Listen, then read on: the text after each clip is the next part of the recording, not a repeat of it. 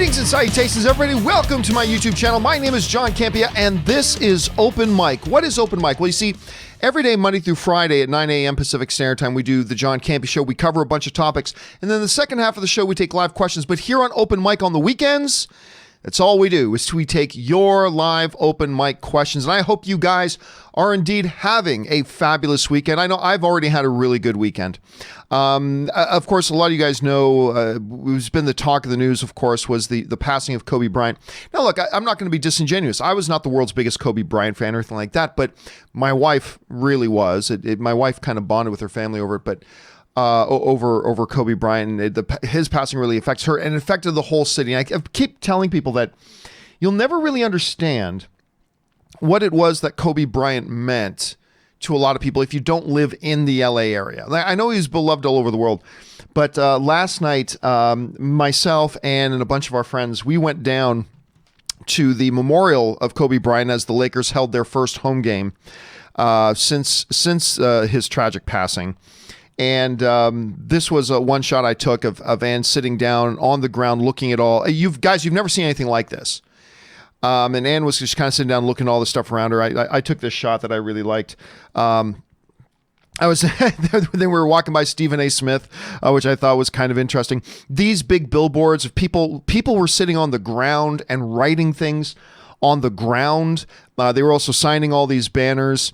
And again, it was like, had to have been like a mile's worth of memorials of people leaving basketballs and artwork they had done and flowers and candles and personal notes about what Kobe had meant to them all along. It was, you didn't even have to be a sports fan. There was something for me as an individual, as a person, that was deeply cathartic about the situation. Seeing so many people in a city come together and mourn together. People, total share. I saw people, two guys wearing similar Kobe jerseys. I could just tell they'd never met, and they stopped and said, like, nice jersey, and they hugged and stuff. It's like over probably somebody they had never met.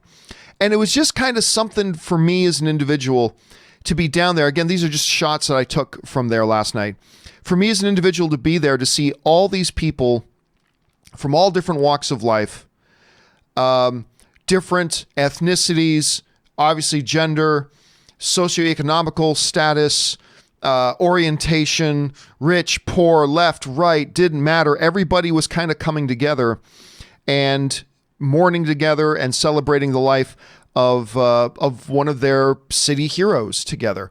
And there was something really special about that. You could just feel it in the air. It's really difficult to put into words, the ability to just feel it in the air while you were down there. And I got to tell you, as stupid and as sucky as humanity is quite often, and we're a terrible, terrible race, as the human race can be terrible, it was really neat every once in a while to have experiences like that, just to feel everybody coming together, which I thought was really special. Like I said, it was cathartic for me. It just it was sorrowful, but at the same time, it was also kind of magical, and it was great to be there and seeing stuff like that. It's difficult for me to put it into words, to be honest with you. One of my favorite things, so I had to share this one, came across this little dog wearing his Lakers jersey, which I just thought was the most adorable thing in the world. I thought that was just the most adorable little guy in the world.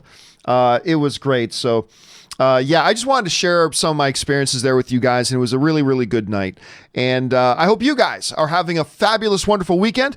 And now, without any further ado, let's dive into why we're here, which is taking your topics and questions. So let's dive right into it. We're going to get things started here with James Hopkins, who writes, I heard Emily Blunt and John Krasinski are in talks to play the Invisible Woman in Mr. Fantastic. Don't believe that. Do you think we will finally get the Fantastic Four movie we've been waiting for? Fourth time's a charm. Okay, so here's the dominoes that fall, okay? This happens all the time.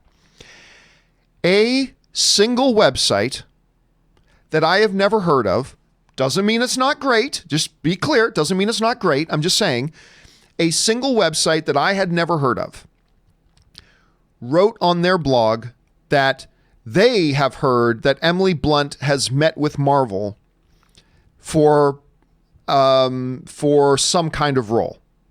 All right. a single website that I have never heard of wrote that they heard that Emily Blunt had met with Marvel. That's it.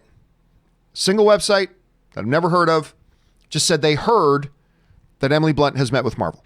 And there could be truth to that. There might not be. Whatever. So that is what it is. What inevitably happens in this business is then a big game of broken telephone starts getting played, where another website sees that and go, ooh, that's a great headline. So another website writes the headline, Emily Blunt has met with Marvel. Okay. And then that turns into Emily Blunt has met with Marvel about playing Sue Storm. And then that turns into, on another site, Emily Blunt and John Krasinski have met with Marvel to talk about Fantastic Four. And pretty soon, the end story doesn't even resemble anything of what the original thing actually was. Look, we've known ever since they've gotten the Fantastic Four back that the fan fantasy casting for Reed Richards and Sue Storm has been John Krasinski and Emily Blunt. That's been everybody's favorite. So obviously people are going to play into that. And they have played into that. And maybe it could work out. Maybe that could happen. But that was a possibility even before these fake headlines started going around. So just to be clear, there are no real reports. There is no reliable information anywhere from anybody that John Krasinski and Emily Blunt have met with Marvel about Fantastic Four. That doesn't exist. What does exist, once again, is a single website that I have not heard of. Again, just because I haven't heard of it doesn't mean it's not great. I'm just saying. A single website that I have not heard of said that they heard that Emily Blunt has met with Marvel, which is not a stretch because Emily Blunt is in an upcoming Disney movie anyway, and she just did Mary Poppins and all that kind of stuff. So that's not a stretch either, but that's all there is to that. Do not, James, continue the broken telephone. Don't keep disseminating the incorrect information because that's where we're at now. Now, ultimately, could Emily Blunt and John Krasinski end up being in a Fantastic Four movie? Well, we've known that that's a possibility forever. That's always been a possibility, but there's nothing more to further it from this particular story. So just wanted to lay the groundwork for that. Okay. Cinema Reviews writes, wouldn't bother with the Star Wars Underworld leak, Blatch. Yeah, I heard that there's some footage or imagery from what was going to be the Underworld thing. I still haven't got it. It's immaterial, so I'm not really care about it all that much, but I haven't had a chance to look at it myself yet, to be honest. Taki75 writes, for some amazing swordplay, see Scaramouche 1952.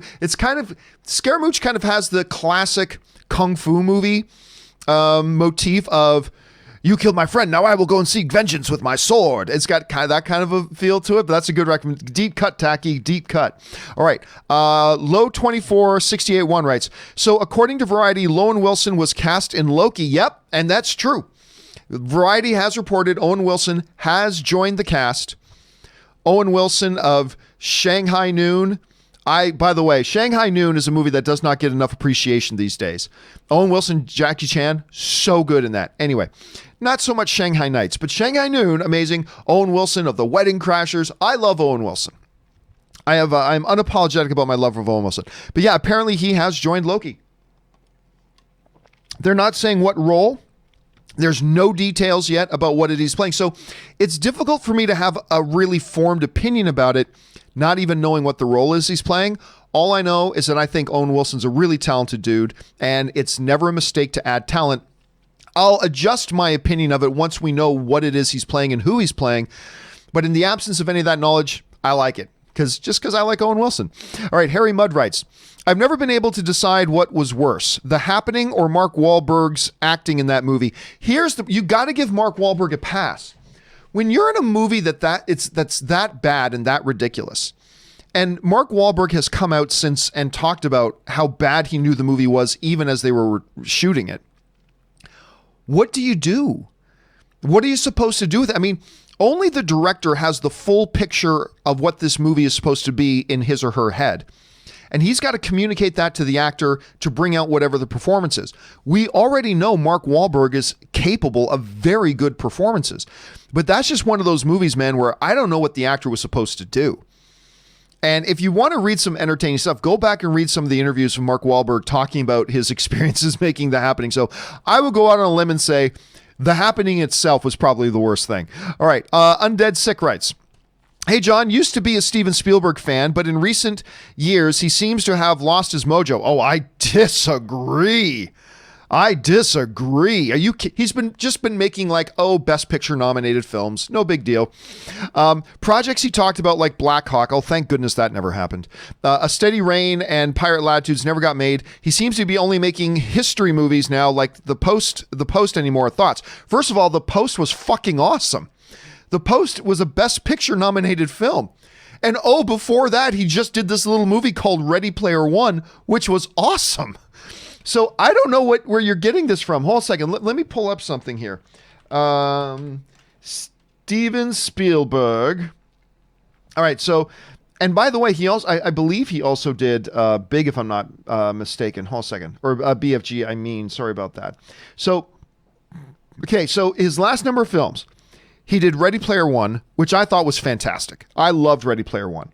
He did The Post, which was a Best Picture nominee. He did the BFG, which I actually thought was really good and charming. He did Bridge of Spies, which is also a Best Picture nominated film. He did Lincoln, which won a bunch of Oscars. He did War Horse, which was nominated for Best Picture. He did The Adventures of Tintin, which I think a lot of people really... I'm not all that big on The Adventures of Tintin, to be honest with you. Everybody else likes that movie more than I do, but it is what it is.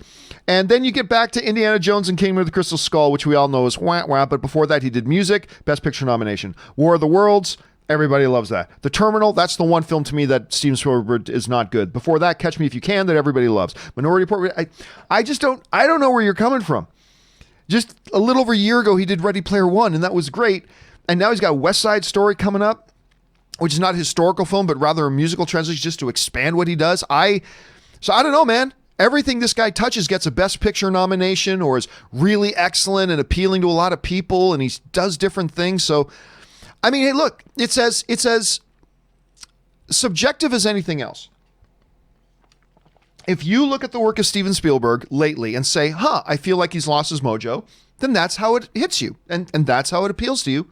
No problem. That's fair. I'm just saying, since you're asking me, I completely disagree. I think he continues to turn out amazing, amazing cinema. But hey, it's all subjective, dude. All right, Undead Sick 83 also writes, hey, John, I love Star Trek Discovery. Unpopular, I know. I also love Star Trek Discovery. What do you think we can expect from Season 3 now that they have traveled 900 years into the future, further than anyone has gone? No idea. I remember when Season 2 ended and they had their finale, I was just like, what do you do now? Like, now that you've kind of done that, where do you go from there? Like, what is there to do at that point?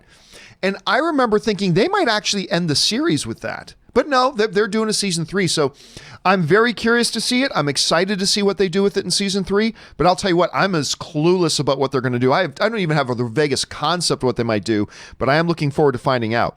All right, Undead Sick also writes, hey, John, I watched The Witcher 3 times now. Can't wait for Season 2. I hope we will get it on Blu-ray soon. Your thoughts? Well, number one, I don't care if they put it on Blu-ray because I haven't bought physical media in over a decade. I don't really see why Netflix would put it on Blu-ray, but they have done that. Again, to me, it's counterproductive. If you make this content so people will sign up for your streaming service, why would you make it available on other things? So I'm not really sure. But yeah, I loved Witcher Season 1. I'm still torn whether I liked Mandalorian or The Witcher better. They were both excellent and wonderful to me, and I cannot wait for Season 2. All right. Undead also writes, hey, John, watched both episodes of Star Trek Picard now, and I love it. How do you feel about the show, and what are your thoughts on a possible Section 31 series and a Christopher Pike show? I'm really enjoying Picard so far.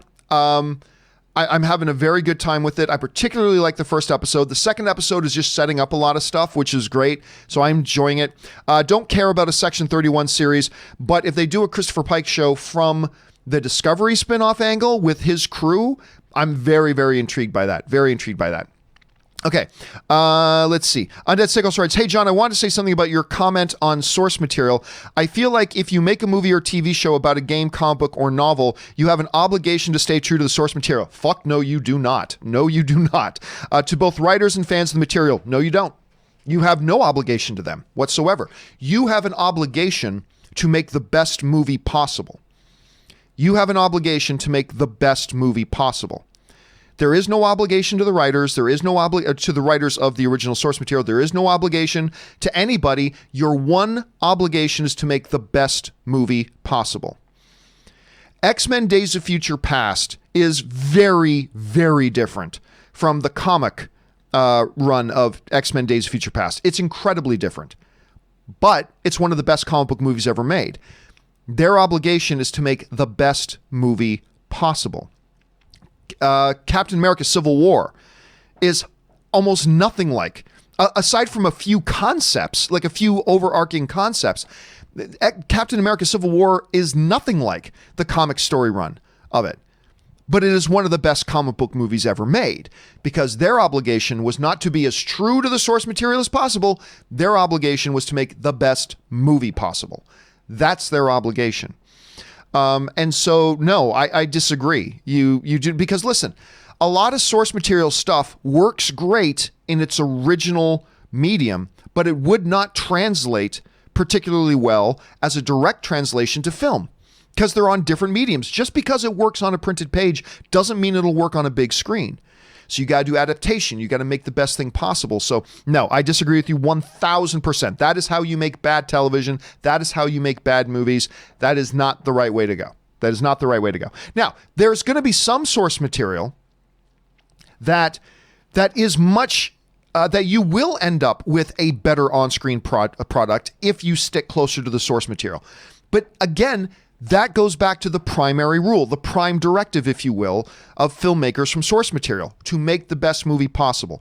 And if to make the best movie possible means you stick a little bit closer to the source material, great. If making the best movie possible means you wander a little bit further away from the source material, great. But the prime directive is make the best movie possible. And you don't go, well, this won't really work in the movie, but oh well, what can we do? It's in the source material. No, that's not the right approach. That's not the right approach. You try to stay true as you can to the spirit of it, but you take as many liberties as you need to make the best movie possible.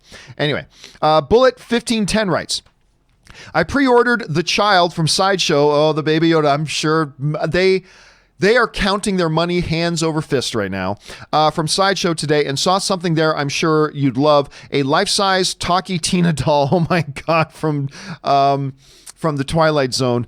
It can even say 11 different phrases. I'm sure you remember what they are. Oh yeah, I'm Talkie Tina and I'm going to kill you. Nope. If that thing was anywhere near my house, I wouldn't be able to sleep for a month, Bullet. I would not be able to sleep for a month. They can keep their damn Talkie Tina. They can, you better be nice to me. Nope. My whole house would be a house full of nope. Just nope. And I wouldn't sleep here. If Ann bought it for some reason, I'm like, either the doll goes or I go. I would not be able to sleep forever if that damn thing was in the house. All right. Bullet 1510 also writes, good to see the Loki show already picking up momentum, over 3 million views.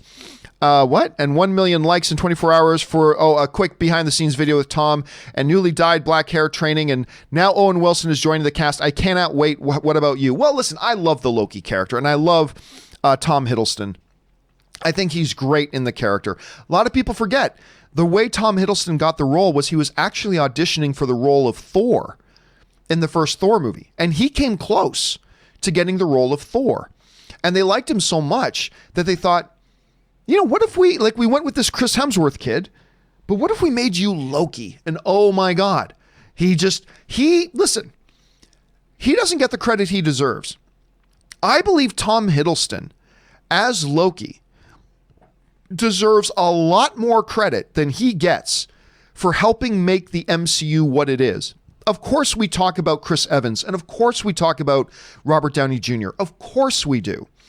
But Tom Hiddleston's Loki is a character, because remember, that first Avengers movie is the movie that kind of set the pattern for the whole MCU.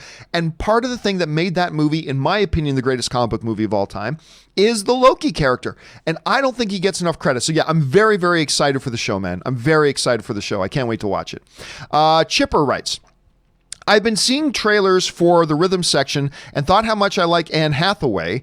It's not Anne Hathaway in the role. Turns out it was Blake Lively. I also liked her since Gossip Girl. I must be going blind in my old age. Oh, that's not a big deal. And I still haven't seen it. I want to see rhythm section very badly. I'm hearing mixed things, but doesn't matter. I want to see this movie. I really like Blake Lively. She was particularly amazing last year in A Simple Favor with her and Anna Kendrick. Oh my God, she was so good in that. And of course you got Jude Law is in it as well. So I'm just, there's a lot about it that appeals to me, and I really want to see it despite what I'm hearing some other people say. All right. Jeffrey Holy writes, John, please tell me you have seen the new Fast 9 trailer with Han at the end with the tagline, "Justice is coming." We've discussed Justice for Han for years, and I think we may now be getting it. Thoughts? Hope Robert has seen it too. Yeah, I thought it was terrible. I thought it was awful. For two particular reasons. Well, three. Three particular reasons I thought the trailer was awful. And remember, I really remember how the day before they put out that 1-minute clip? They put out that 1-minute scene with him, with Vin and his son and all that kind of stuff and giving him the necklace. I really liked that. I liked it a lot. And I'm a fan of the Fast series. I thought this trailer was quite bad. And I thought it was quite bad for three reasons. One, are you really expecting me to buy into that Vin Diesel and John Cena, who have completely different ethnic backgrounds, by the way, but that John Cena and Vin Diesel are, fraternal brothers? Okay. So whatever. The second thing is this. Listen, I get it. In that one Fast and Furious movie, they jumped the car from the one building to the next. They were stretching the laws of reality a little bit. I get it. But that's kind of what Fast and Furious does. But this I don't know. Maybe when I'm seeing the movie, maybe once I see it in the movie and I'm seeing it in context, I'll just be in a different place and maybe it'll all work for me there. And I'm going to hold out my hope for that. But just in a trailer, they just had a car jump off a cliff and then a plane catch it with a magnet. It's even for Fast and the Furious logic, which is very liberal. Fast and the Furious logic is a very liberal term, but even for Fast and the Furious logic, that was a big stretch. And the whole, we're going to swing by a vine in the car. I'm like, that's not how physics work. Anyway, it seemed like a bit of a stretch. But the third thing for me, which if this was almost any other movie, everybody would be crying bloody murder. Everybody would be crying bloody murder. Why do the Han reveal in a trailer? Can you imagine the audience reaction if they had what they should have done, not revealed Han's return until you were in the movie theater watching it? Can you imagine the eruption and the excitement for Fast and the Furious fans? Can you imagine the eruption and excitement in theater if people didn't know that was coming? Why did they reveal that in the first frickin' trailer? Why reveal that in the first trailer? I watched that because remember, Robert Meyer Burnett actually called it months ago. Robert Meyer Burnett actually said he believed that Han was going to show up in this movie. And he nailed it. But I think it was a massive mistake. I don't know, maybe I'll feel differently about it in a week or two. But right now, as I'm watching, I'm like, that's cool, but why would you spoil that in the trailer? I'll tell you what. For Fast and the Furious fans, okay? So I'm limiting this. For Fast and the Furious fans, Han popping up would have gotten almost an equivalent reaction to Marvel fans seeing Mjolnir flying into Captain America's hand. You remember that pop that scene got in theater when Mjolnir goes flying by and it goes into Captain America's hands? Remember the explosion of excitement in the theater? Now think of a movie theater filled with Fast and the Furious fans. And they're watching the movie and all of a sudden Han pops up. Can you imagine the pop that would have got? Can you imagine the pop that would have got? So I don't know. I feel like it was a mistake to put Han in that trailer. Now, keep this in mind though. We may find out that Han is a big primary main player throughout the whole movie. If Han is a big primary main figure that's in like an hour of this movie, well, then you can't really hide that, right? You can't really hide that. But if he's in as much of this movie as, say, Ludacris or, I don't know, whoever, if he doesn't get Vin Diesel kind of screen time, I feel like they should have kept that under wraps. But whatever, they decided to reveal it now. And again, like I said, maybe he's the main, maybe Vin Diesel's the main character, and then second main character is the Han character.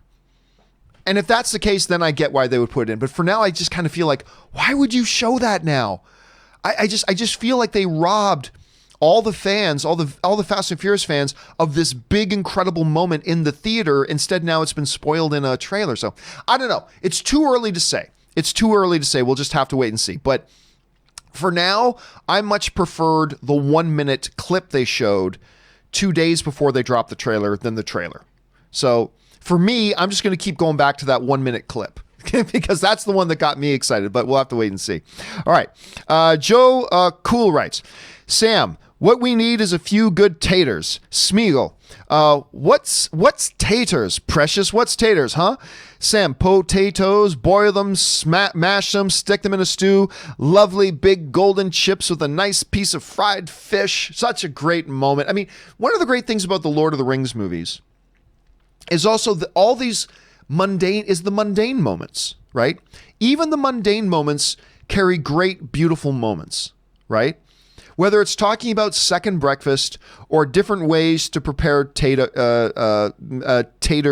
or anything like that, even the mundane moments were filled with special moments, which was just really great. And that was one of them, Joe.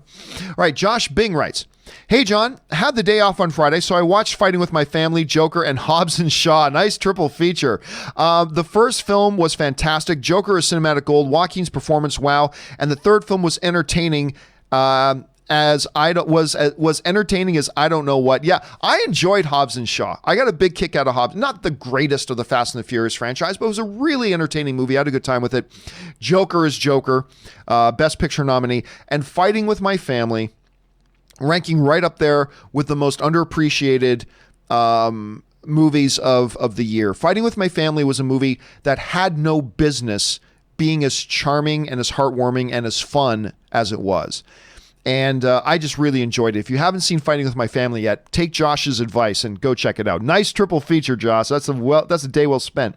All right. Suthius writes, Mr. C, Friday was a day where the world was tuned and shocked, but with great relief. A day where we, the human race, together stood upon the tallest mountain with the fire behind our breath and roared into the vastness of the universe, justice for Han. But here's the thing.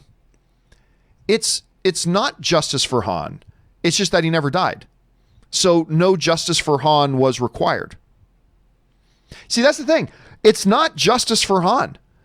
Han never died. So what this ultimately means is there was never any need for justice for Han.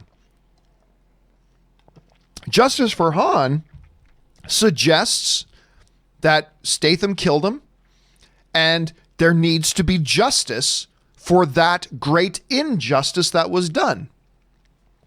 Turns out he was never dead. And so the whole justice for Han thing was meaningless. He was never dead. So I don't know. That's just kind of how the way I saw it.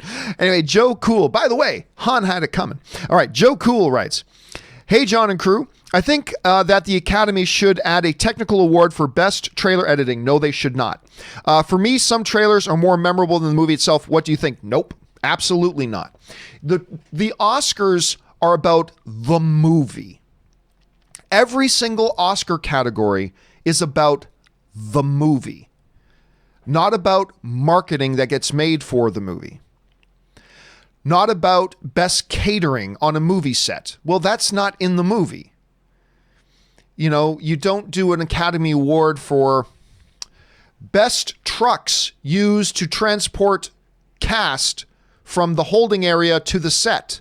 Well, no, because that's not anything that's actually makes it into the movie or is a part of the movie or the movie itself. That's something far outside of it. It doesn't count. The Academy Awards are about celebrating the arts that go into the movie itself. Not trailers, not posters. Now, listen, there are awards for marketing for movies. There are awards for marketing for movies. I can't remember the name of it. I can't remember the name of the award right now off the top of my head, but there is an award ceremony that is specifically, it's not the Academy, but there is a body and an award ceremony that specifically honors the best in marketing of the year for movies, which includes best trailers and marketing campaigns and stuff like that. But it's not something that is in the movie, right? As such, it definitely, I love movie trailers. We talk about movie trailers all the time. I adore movie trailers. But no, they should not ever be a part of the Academy because it's not the movie. The cinematography is about the movie. The acting is about the movie. The costume design is about the movie. The direction is about the movie. The acting is about the movie, on and on. The screenplay is about the movie. The Academy Awards are about the things that are in the movie. Trailers are not. That's something completely different and completely separate. So while I adore trailers and I love trailers, and I'm glad they have their own awards body, they really should not be a part of the Academy Awards. That's my take on it at any rate. Okay. Next up, Joe Cool also writes, movies that I feel don't get the credit they deserve for being awesome. Gross Point Blank, love that one. Love Gross Point Blank. UHF, come on, Weird Al at his best. Munich, well, got a Best Picture nomination, so I think it gets the appreciation. Dick, is that the one with Renee Zellweger? The young one? Anyway, Flirting, I'm not familiar with that one. Brosnan, oh, I love Brosnan. Near Dark, Take Shelter, Wonder Boys, American Splendor, Dark City, The Game. Ooh, The Game. That was a mind twist of a movie. Sean Penn, Michael Douglas, The Limey, and The Man Who Wasn't There. Yeah, I think a bunch of the ones in there, first of all, a couple of ones in there, you're absolutely right, do not get the appreciation they deserve. A couple of them, you know, some Academy Award nominations, some significant Academy Award nominations, so they probably do. But yeah, absolutely. UHF, by the way, I know a lot of you guys have never seen UHF. I believe that is a movie that stands up today. Comedy genius with Weird Al Yankovic. And Kramer, Michael Richardson, is that his name? The actor who played Kramer. Before he was Kramer on Seinfeld, he was in UHF. He was Stanley Spadowski. I think that was his name. Stanley Spadowski in UHF. You get to drink from the fire hose. I mean, yeah, before there was Seinfeld, he was in UHF. Go check that out. Nice list of films there, Joe. All right. Robtastic7 writes, oh, and sends in a really large tip. Thank you so much for sending that in, man. So what we're going to do is I'm going to answer your question right now, but in the next week or so, I'm also going to answer it in its own standalone video. So keep your eyes open for that. Robtastic, and thank you for supporting the channel on that level.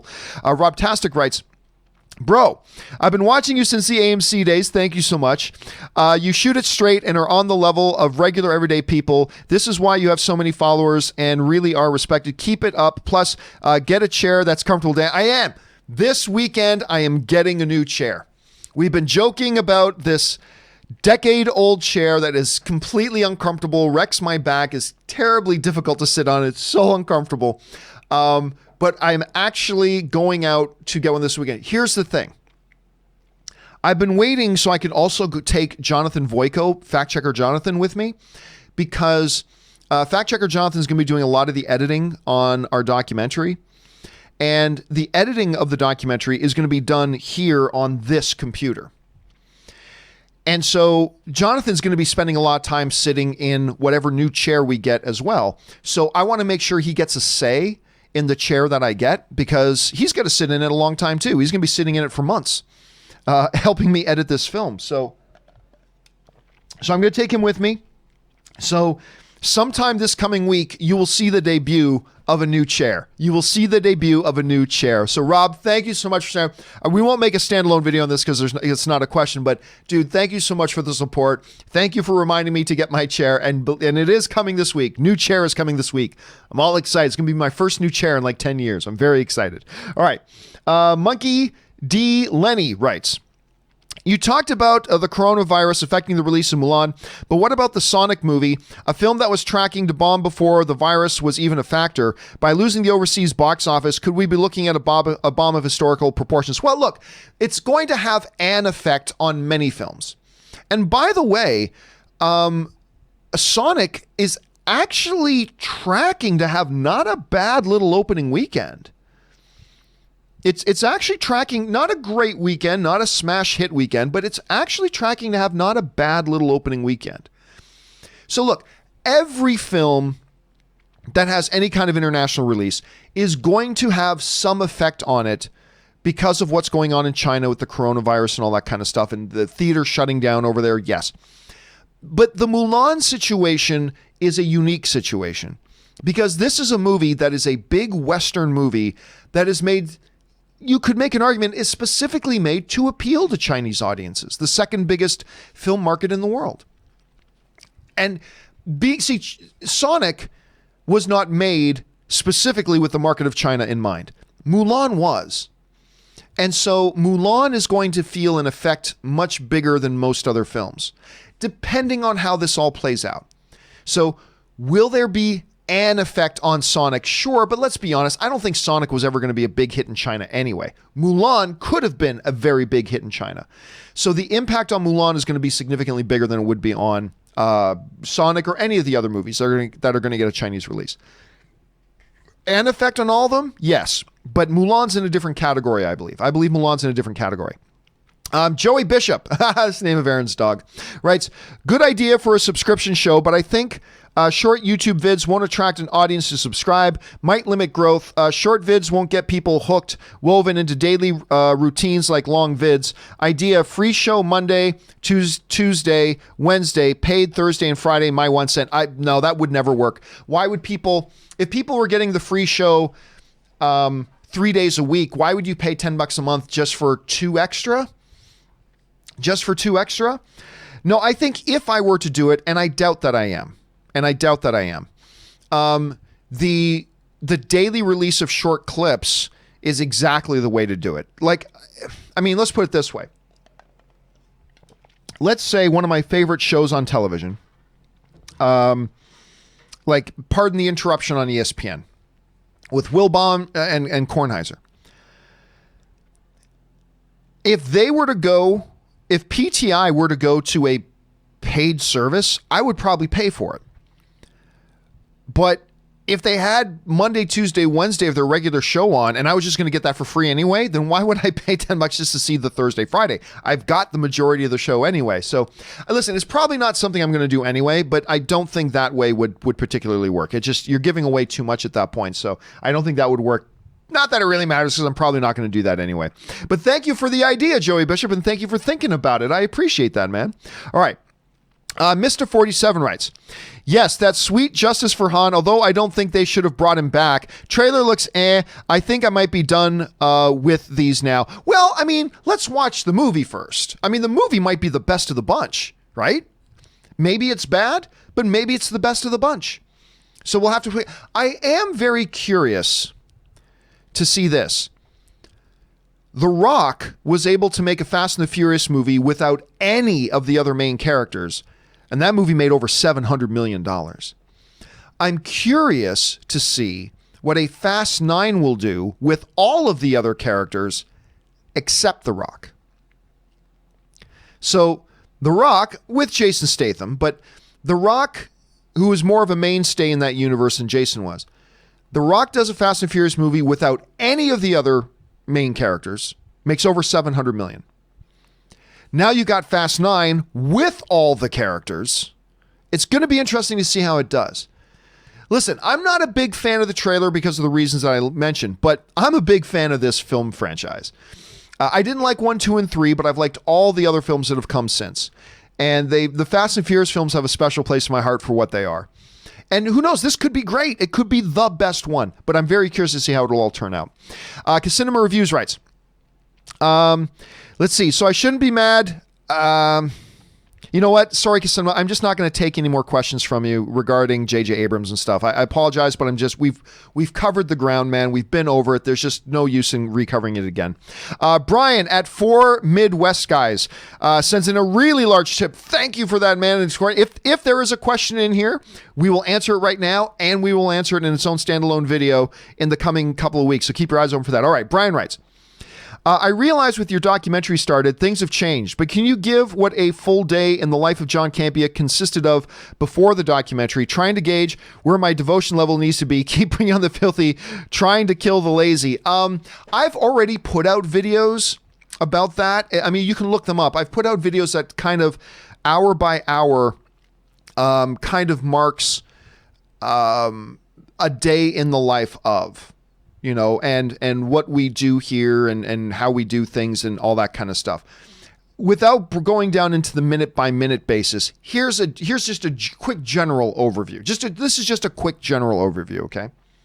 So my day starts at 5:30 in the morning. And then what I try to do is I try to have the show all set and ready to go by 8:30 in the morning. At that point, Rob, if Erin's coming in, she comes in at 8:30. We get her camera set. We get the lighting right. We do the audio checks. If Rob's coming in via Skype, we have to get him all set up, bring in his shot, get him set, get the audio working, blah, blah, blah, all that kind of stuff. And then at 9 o'clock, the John Campea Show goes live. That generally goes from anywhere between 11 and 11:30. All right, generally anywhere between 11 and 11:30. Once that's done, I take the show file, because we streamed it to YouTube, but I also record it. I take that recorded show file and I edit them into their individual segments. Once I edit them into their individual segments, I upload them to the YouTube server, which then Ray goes in. I upload them on private. I upload them set to private. Ray then goes in, puts thumbnails on all of them, writes in the descriptions, puts in all the metadata, all that kind of stuff, and then sets those to publish. Then, several days a week, what I then do, once I've got that edited and uploaded, I then go over to the Discord server, just a couple days a week. I go over to the Discord server for our Patreon supporters, and we do a short, 15 to 25 minute post-show chat where we just talk about the things that were up in that day. I actually really enjoy those. It's kind of fun getting in there with the group that gathers for those. So we go in there, do a quick chat. At that point, I then get to take a little bit of a break. I go downstairs. Now we're probably around 12:30. Now we're probably somewhere around 12:30 in the afternoon. So I go downstairs, I make lunch, I sit down, I put on one episode of television. That's about all the time I have for TV in my life. I sit down and I put on one episode of television. So once that's done, once I get done that around 1:30, something like that, once I've kicked back and relaxed a little bit, it's now 1:30, something like that. At that point, I start reading. All right, I start doing some light reading. I just start perusing the news services a bit, do a little bit of light reading. If there is a companion video to do, then I'll maybe go up and record a companion video, record one or two of the $50 questions, stuff like that I then get saved for Jonathan to edit and put together a few days later, a week later, whatever, all that kind of stuff. Once that's all done, any afternoon stuff I have to do is done. Then around 3 or 4 o'clock in the afternoon, what I will then do is I will pack up my iPad. I will pack up, some stuff to my bag. I'll take a quick walk down to an outdoor restaurant or a patio or something where I can sit down. I pull out my iPad and then I do my show notes for the next day. So I take some of the light reading that I did. I start going through all the emails that came in. And of course, the emails get sent in to, I'll bring it up here. Of course, you guys know this. Anytime 24/7, if you want to get a question on as a main topic on The John Campea Show, you go to www.thejohncampeashow.com/contact. And there's a form. You fill it out with a topic or question. It's totally free. You fill it out with your topic or question, hit submit. And then that's where I take our main topics from. I take our main topics from those. So as you can imagine, we get 100 plus 1 to 200 of those a day get sent in. So I start going through all those. I start comparing them and cross-referencing them with the big stories that have come out, and we narrow it down to 5 messages with 5 topics, and we put those together. Now, once that's done, I start actually writing up the notes for it. I start writing notes for, okay, Ray, take in all the email questions, but then I start writing notes to Ray. It's like, okay, so the title of this video is going to be this. I want graphics that look like this. I'm going to want an information on the graphic with these movies and these box office totals, or I want this quote from this director, or blah, blah. So I put all those together. Now, once the show notes are done, now we're talking about 6:30. Once the show notes are done, I take those show notes and I email them out to Ray, and I email them out to whoever my guest is for the next day so that the guest knows what the topics are and all that kind of stuff. So now we're at about 6:30, 7 o'clock. I have dinner with my wife. At that point, we're pushing, we're around 7 o'clock, whatever. Me and Ann will have that. And then if there's any evening commitments, whether it's meetings or screenings or whatever stuff like that, that's when I go and do that stuff. So, and then all starts again at 5:30 the next morning. So, and then on weekends, I do open mic for a couple hours here on the weekends. So that is without my documentary that I'm making. That is a general look at the day of John Campea. That's a general look at the day of John Campea. So you can imagine me also now trying to do the documentary. It's really putting a stretch on my time, but it's great and I love it. It's wonderful. And I've got terrific people working with me. Like I said, I've got Jonathan working with me. I got Ray working with me. We've got Juliet working with us now. And we've got a really good team and we're making good progress. We've already started shooting the documentary. We're making great progress. I'm really happy with what we got so far. But yeah, that's a general look, Brian, into a day of the life. That's a general look into the day of the life. Thank you for asking, my friend. All right, let's move on now to Optimus Prime, who writes, John, have you slashed your neighbor's tires yet? Yes, Optimus Prime, I have. That's a callback to one of the other shows. Well said. All right, Taki75 writes, worst movie, Dark Phoenix or Suicide Squad? Dark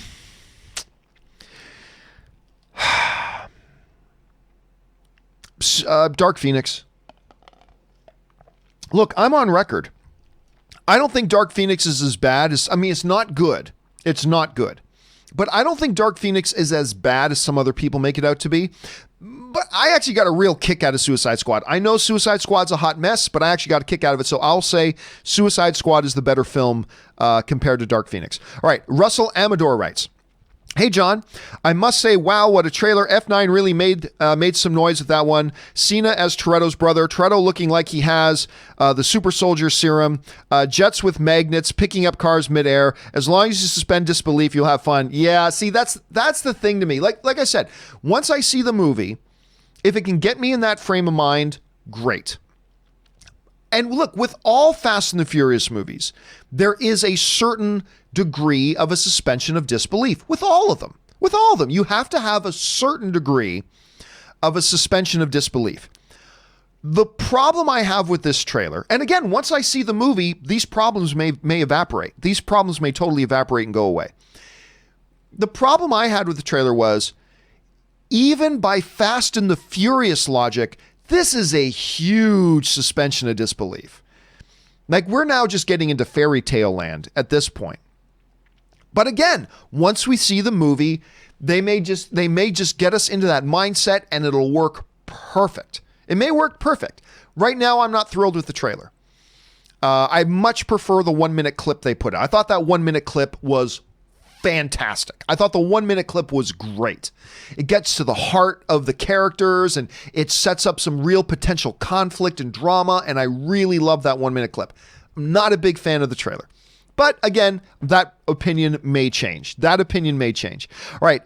Damo Davies writes, greetings from the UK. Kathleen Kennedy will be inducted into the BAFTA Fellowship this year in recognition of outstanding achievement in the art forms of the moving image, the highest honor the British Academy can bestow. Your thoughts on this? She deserves it.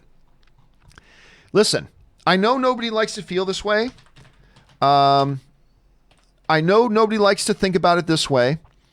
But Kathleen Kennedy, according to Steven Spielberg himself, Kathy Kennedy is the most gifted producer in Hollywood. She's simply the best producer in Hollywood. Now that, again, is not me. That is Steven Spielberg saying that, who I believe is the greatest filmmaker of all time. She has produced films like, I'm just going to run through a quick list here, okay? She has produced Gremlins, Poltergeist, The Color Purple, An American Tale, Inner Space, Land Before Time. She's produced films like Back to the Future 1, 2, and 3, Gremlins, Cape Fear, Hook, which I know some people don't like. I love Hook, and I make no apologies for that whatsoever. Alive, which I thought was great. She's the producer of Jurassic Park, ladies and gentlemen. Kathy Kennedy is the producer of Jurassic Park. She's the producer of A Dangerous Woman. She's the producer of one of the greatest films of all time, Schindler's List. She's the producer of Congo. She's the producer of Sixth Sense. She produced Sixth Sense. She produced AI, artificial intelligence. She produced Signs. She produced Seabiscuit, Munich, War of the Worlds. Where do we go?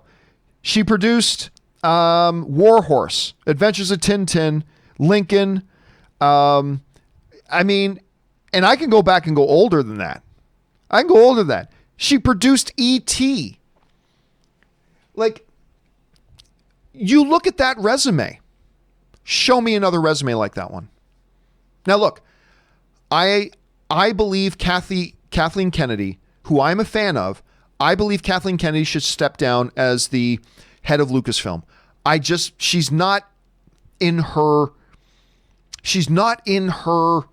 hot zone. Her hot zone is producing films, period, not trying to be a studio head. And that has become painfully obvious.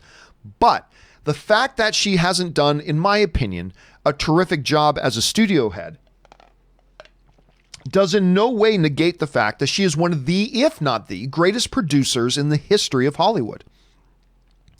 I'm sorry, you just look at the resume. You'd have to be an idiot to look at the resume and not go, oh, look at her resume.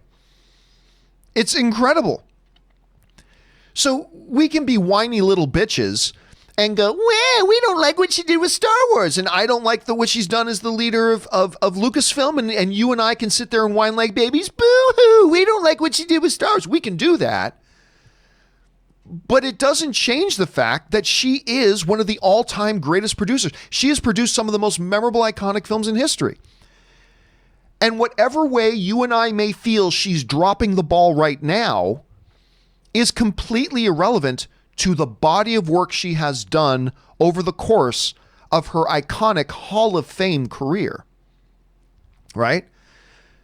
I mean, Tom Brady can come out next season and throw 18 interceptions for every one touchdown. And you and I can go, he sucks now. Maybe he does suck now. But that doesn't take away the 6 glorious rings on his finger and that he is the GOAT. And I think that's something that a lot of people got to keep in mind about Kathleen Kennedy. However you and I feel about Kathleen Kennedy and what she's doing with Star Wars right now, we got to put on our big boy pants and step back and realize, okay, yeah, but none of that affects how great her career has been. And she deserves honors like this. She does. Her career has earned honors like this. So, yeah, is what it is. All right. Hawker Walks writes, have you seen any of the ESPN 30s for 30s? Oh, I have. I've seen many of the ESPN 30 for 30s. They do a wonderful job with those. I love the I mean, not every single one of them is gold, but they do such a great job with those 30 for 30s. They really do. Mike Hill writes, I'm pretty sure I saw Bryant in the Fast 9 trailer. Is it Paul's brother playing him maybe? If we do see Paul, it is absolutely his brother. I think we heard actually the brothers talk about that before. So yes, if we do see Paul, it'll be Paul's brothers in there. Let's see. James L.H. writes, hey, John, curious about the mind of a pundit. As both a pundit and fan, do you find it difficult to separate the two? Spielberg to me is the GOAT. I found it difficult to criticize his films. Star Wars prequels have problems, but took a while to admit to myself. Here's the thing, though. The reason I became a film pundit, besides my obsessive love of movies, and the reason I started doing this is I remember when I started the movie blog at first, and I started the first podcast, the movie blog audio edition, I just remember thinking, me and my friends who are big movie fans, we don't talk about the movies like a lot of these critics talk about the movies, and I love the critics, and the critics are great, and the way they talk about movies is needed, and we need it, and it's glorious, and we should treasure it. But I also found there was a lack of stuff out there where people would talk about movies the way me and my friends talk about movies, primarily as fans. And I don't believe it's one or the other. I believe there's a place that both are needed. I believe they live in a symbiotic relationship. I think we need the higher brow, film analysis of trained professional film critics who know the history of cinema and blah, blah. I believe that is needed. But it's not an either or. I believe it's a both and. I believe we need that and we needed this other stuff. And I just always wanted to approach it. I want to talk about movies primarily as from the experience of me being a fan, first and foremost. So I'll be honest with you, James L.H., I try very hard to only look at it one way as a fan.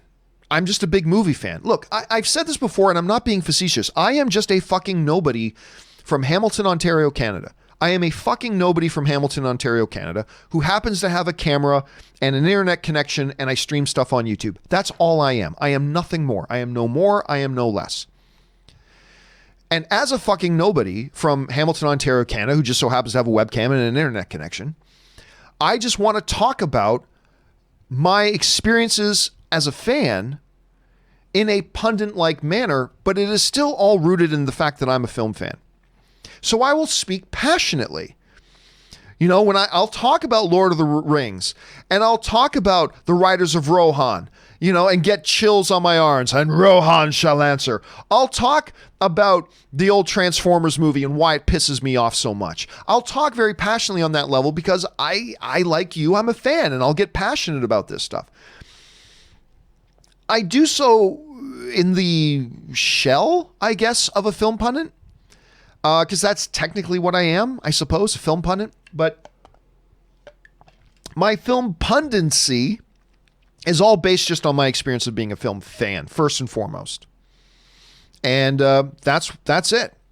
And that's why I keep telling people, I am a fucking nobody. I am no one. I am just another film fan who likes to communicate and talk with my fellow film fans. I do have a skill in my communication. I'm a pretty good communicator. Not everybody can sit down one-on-one with a camera and speak for 2 hours with an audience without having tons of notes and blah, blah, blah. Not everybody can do that. I'm terrible at a lot of things, but this is one thing that I'm pretty good at. But it doesn't change the fact that I am a fucking nobody from Hamilton, Ontario, Canada, who just happens to have a webcam and a YouTube stream, talking to my fellow film fans as fans with the voice of a pundit, I guess. So no, I don't really find it difficult to separate the two because that in its DNA to me is what it is. And yeah, at least that's what I think I am, and that's what I think I strive to be. So anyway, thank you for asking the question, man. I appreciate that. I hope I probably was blathering too much there, but I hope I made some sense out of that. All right, Raymond Verada writes, the Fast and Furious people can sure mess with you. We've got the millions. We've never had a plot. 2 guys arguing about Han. Let's bring him back. What? Campea doesn't like Gal Gadot's acting. Bring her back too. Throw in pineapple pizza, ketchup and eggs. Just kidding. I mean, listen, I don't mind. By the way, you remember, I have no problem that they're bringing back Han. When Robert Meyer Burnett brought up bringing back Han, I thought it was a brilliant idea. I mean, I joke with him about hashtag Han had it coming, but you'll remember when he brought up Han coming back, I thought it was a great idea. I didn't necessarily think they would do it though. I'm not going to pretend like I thought they were going to bring him back. I just thought it was a really interesting idea, but I mean, I was surprised as anybody. I just think I'm right now, I'm just kind of wondering, why would you show that in the trailer? I mean, some people may think this is silly, but I'm telling you, I believe in a movie theater filled with Fast and the Furious fans, the surprise appearance of Han on screen would have gotten the kind of pop in the theater that Mjolnir flying into Captain America's hands would have got. I think it would have caused an explosion of excitement. I think you would have been in the theater and seen people losing their minds. I think you would have seen people weeping. Robert Meyer Burnett would have tore his shirt open and fallen to the floor weeping and sobbing in joy and happiness. That's the kind of thing that could have happened in movie theaters if you didn't show it in the trailer. Now again, let me reemphasize. We may move forward and realize, oh my gosh, Han is such a huge part of this movie. Keeping him out of the marketing would have been impossible. That may be the case, and I totally concede that. I'm just saying right now, it feels like, why would you show that in the trailer? I don't know. We'll have to wait and see. Hector Jeter writes, but John, Rochelle was the fictional film that referenced many times in Seinfeld. Oh, that's right. Yeah, somebody brought up Rochelle. I'm like, it sounds familiar, but do I think I know what it is? And I looked up like, no, I don't know what this is. It was the Seinfeld thing. Well done. Okay, that makes sense. That makes sense. All right, Snake writes, Jojo Rabbit finally opened here. The film is really, really good, but for me, Joker is still the best film of 2019. The shoe scene is indeed sad, dramatic, and creative, but I don't think it lives up to the hype. To me, it ended up falling flat. Ooh, well, I mean, hey, look. I've run out of ways to explain or to describe how, to me, Jojo Rabbit is indeed in almost every way, shape, and form a superior film to Joker, except for Joaquin Phoenix's performance. I mean, that was just stupid good. And Joker is in my top 10 list of the year. But I would put 4 or 5 or 6 movies ahead of Joker myself, but that's my own subjective interpretation of it and how I run it. I still think the shoe scene is the most memorable. I've not had a more powerful emotional moment in a movie theater like I did with Jojo Rabbit and the shoe scene. Nothing this year gave me more of an experience. It didn't give you that experience. And that's the beautiful subjective nature of movies, that we each have our own unique experiences with each movie and the moments they give us. So you find Joker to be better? That's totally great. That's awesome. And I love Joker. It's in my top 10 favorite movies of the year. But for me personally, Jojo Rabbit is just a superior film. In almost every way, except for the Academy Award, let's call it, the Academy Award winning performance of Joaquin Phoenix's Joker, which was just absolutely stunningly good. Anyway, thanks for writing in your thoughts on that, Snake. All right.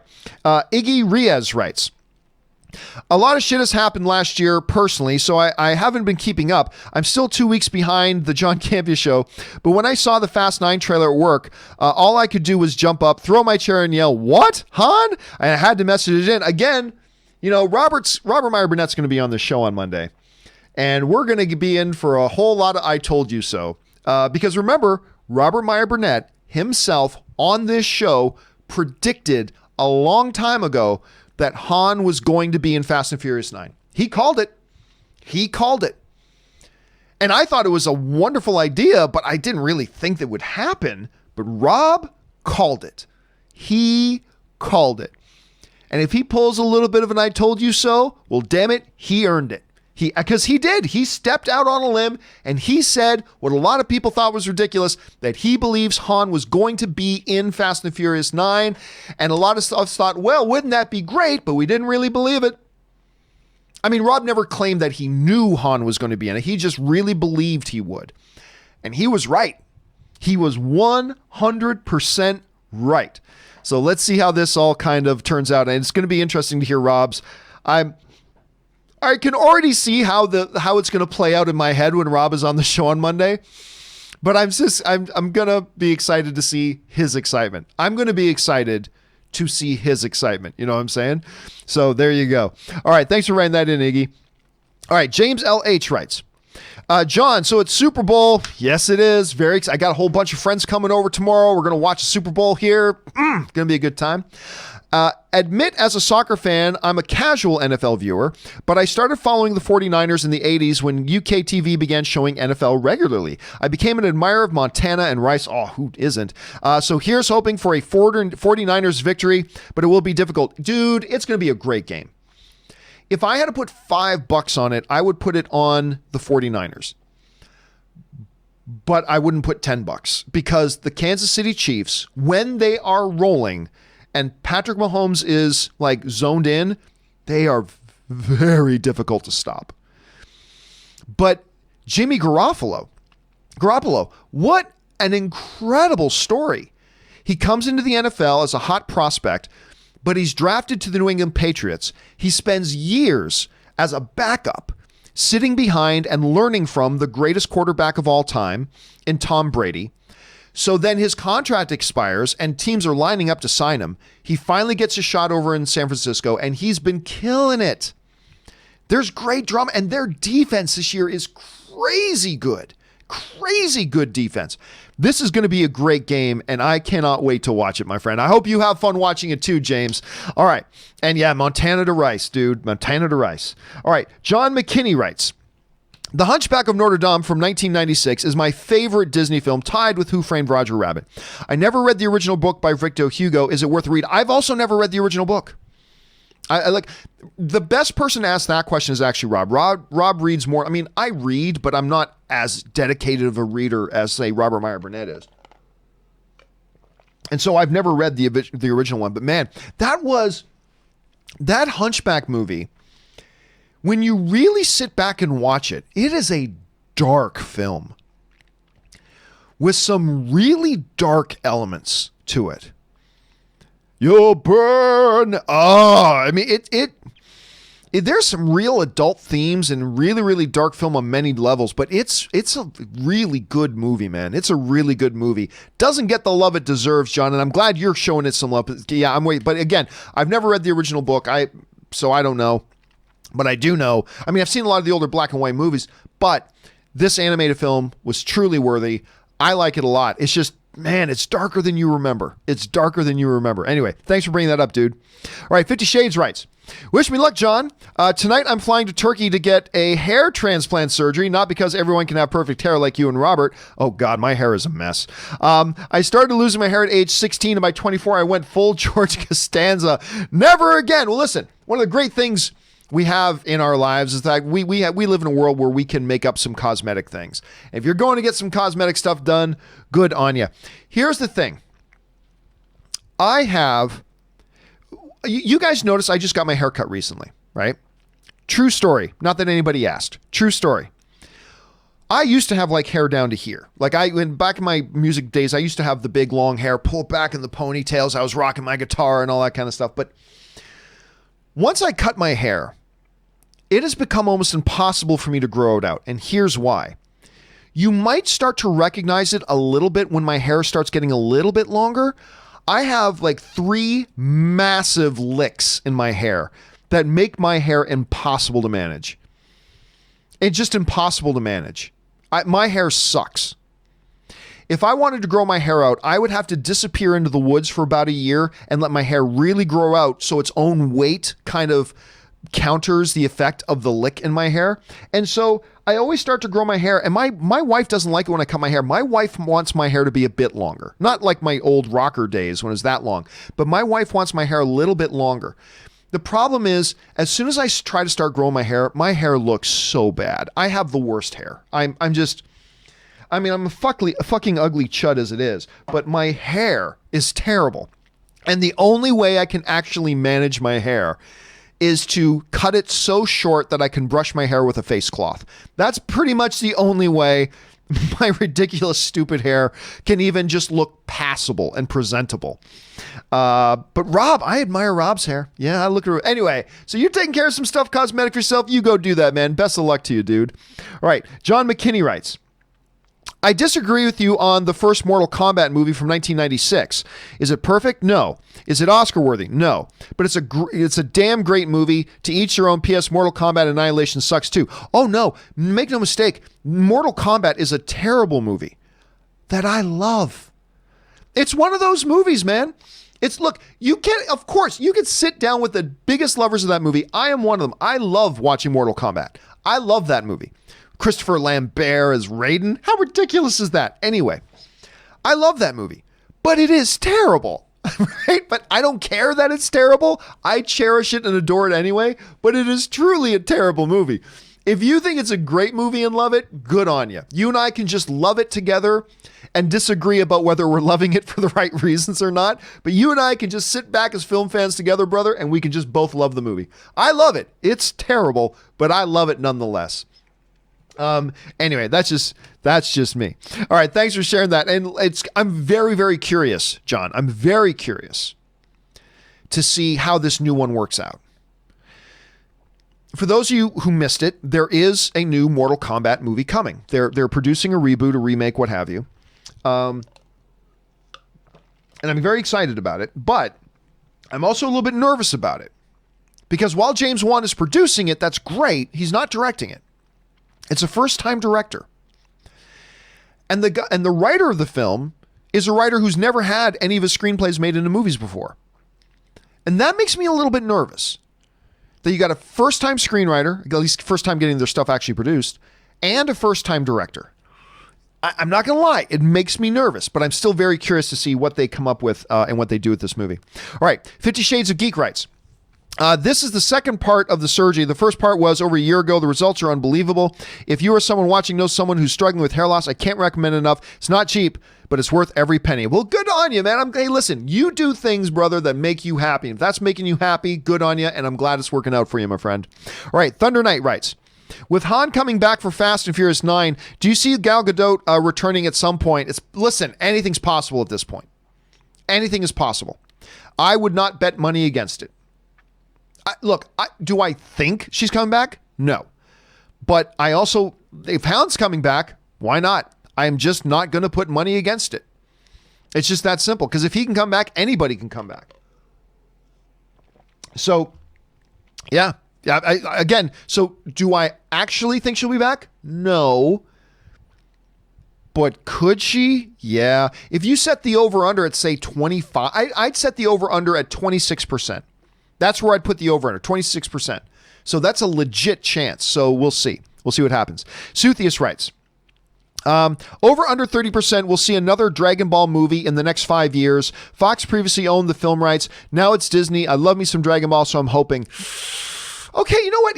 Here's the thing, Suthius. I don't think we're going to see another Dragon Ball anytime soon. But in Hollywood terms, 5 years is in fact an eternity. 5 years is, in fact, an eternity. 30% is well under 50. So I'll tell you what. I will take slightly over 30% that we will get another Dragon Ball movie in the next 5 years. 5 years is good. Now, if you had said 3 years, I would have taken way under 30. But 5 years at 30%, I'll take that action. Yeah, I'll take the over action. I think there is over a 30% chance that we get another Dragon Ball in the next 5 years. I wouldn't say over 50%, but I will take your action on over 30. So I'll go with that. All right. Good line on that one, Suthius. Good line. All right. Sexy New and Revised writes, my updated 2019 top 10 list. Number 1, Rocket Man. There you go. Number 2, Jojo Rabbit. Number 3, 1917. Number 4, Once Upon a Time in Hollywood. Number 5, Ford v Ferrari. Number 6, Peanut Butter Falcon, Party. Number 7, Knives Out. Number 8, Marriage Story. Number 9, Joker. Number 10, Little Women. Honorable mention, Harriet, Beautiful Day in the Neighborhood. Again, dude, not a weak film on that list.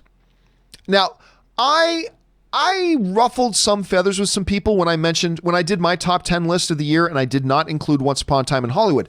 But you shouldn't have been, if you watched me for any period of time, you shouldn't be surprised by that. I'm not the biggest fan of Once Upon a Time in Hollywood. I don't think it's one of Quentin Tarantino's better ones, but the performances in it were stellar. I enjoyed Once Upon a Time in Hollywood. I went to the theater to watch it 3 times. I enjoyed it. Not in my top 10. That ruffled some people the wrong way. But other than that, dude, Joker's in my top 10. Marriage Story, Knives Out, Ford v Ferrari, Jojo Rabbit. Those are all films in my top 10. Rocket Man wasn't in my top 10, although I did think it was quite good.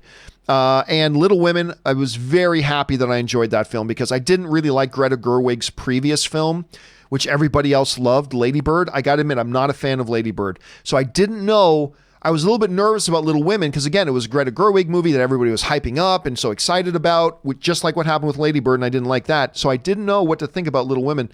Went and watched it, and I'm like, oh, man, this is really good. Little Women is really good. And I was excited to see that. And so I am now excited to see what Greta Gerwig does next. Anyway, thanks for the update on that, man. 50 Shades writes, a little bit of a plug, but if anyone is having doubts about the surgery, okay, for one thing, 50 Shades, let's try to keep our topics to movie and entertainment stuff. Let's try that. But I don't mind you sharing the odd personal thought here and there. Anyway, you're going to have to see the difference. Just trust me, it's worth it. Not recommended for people over 45, though, lower chance of success. Best case, you're wondering, my dog feels much better. Oh, yeah, that's right, because you had your dog, a situation with your dog. I'm glad your dog's doing better, man. That gives me a much better sense of relief. I hate hearing that a dog's in trouble. So thanks for sharing the update on your dog, man. All right, Active Procrastinator, what a great name, writes, top 10 comic book movies. Number 1, Logan. Number 2, Dark Knight. Number 3, the first Avengers movie. Number 4, Guardians of the Galaxy. Guardians of the Galaxy 1. Number 5, Captain America Civil War. Number 6, X-Men Days of Future Past. Number 7, Kick-Ass. Number 8, Spider-Man 2. Number 9, Superman 2 with Zod. And number 10, V for Vendetta. I mean, this is the thing, Active Procrastinator. When you look at a list like that, right now there is a lot of people going, but what about this? And what about this? And what about this? And what about this? Right? here's the thing. Look at that list of movies you just put together. These are all incredible films. These are all wonderful, wonderful movies. The state of comic book movies is so strong and so good that you can put together an impressive list like this of some really incredibly good movies. Some really incredibly good movies. And yet we can still think of about maybe 20 others that could have been on the list. That's how strong the state of comic book movies are right now. That's how strong the state of comic book movies are right now. So that's great. Anyway, I like your list, Active. Not what my list looked like, but I love your list. Thanks for sharing it. All right, Man Mountain Gherkin writes, I have never cried out of sadness during a movie. However, I cried multiple times during the Lord of the Rings trilogy, moved by hope, courage, friendship, honor, and last minute I don't know what the word is. Anyway, eucatastrophe. I'm not quite sure what that means. Anyway, I am much like you. I can remember one time crying out of sadness in a movie.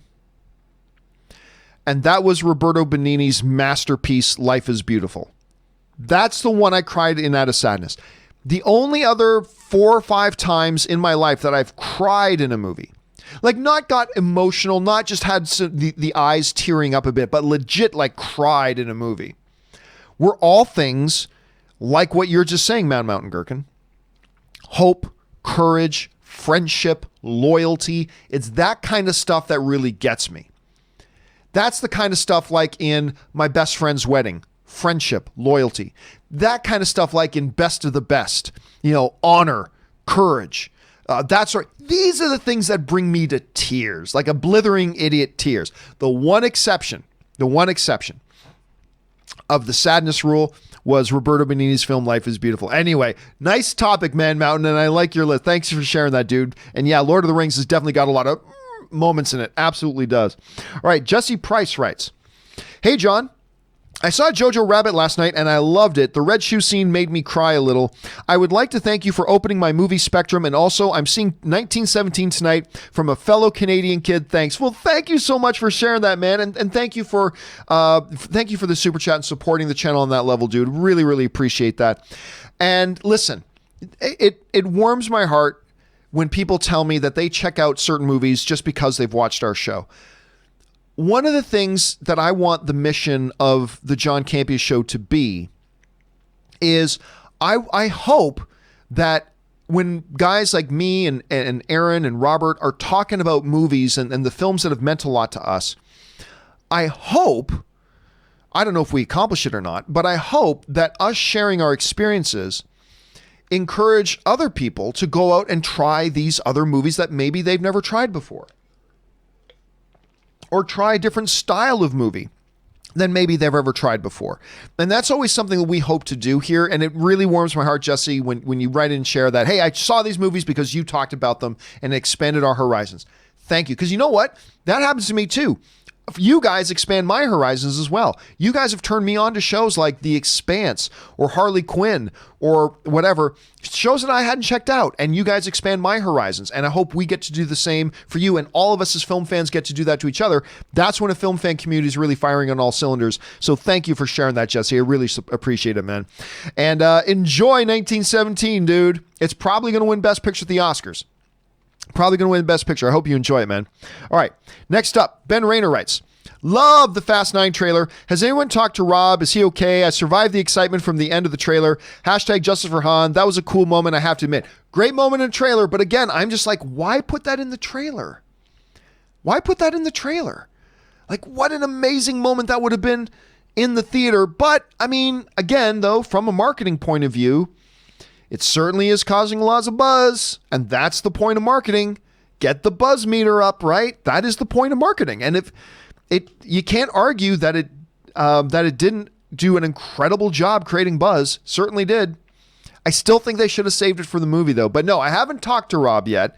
I'll talk to him about I don't want to even talk to him about it until he's on the show on Monday. I want the first time I talk to Rob about this to be actually in the room on the show, and I really want to get his reaction to it. So I'm looking forward to that, Ben. I'm looking forward to that a lot.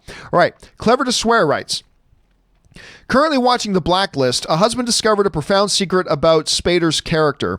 He calls his wife to meet in an apartment, intending to tell her everything. Guess what happened next?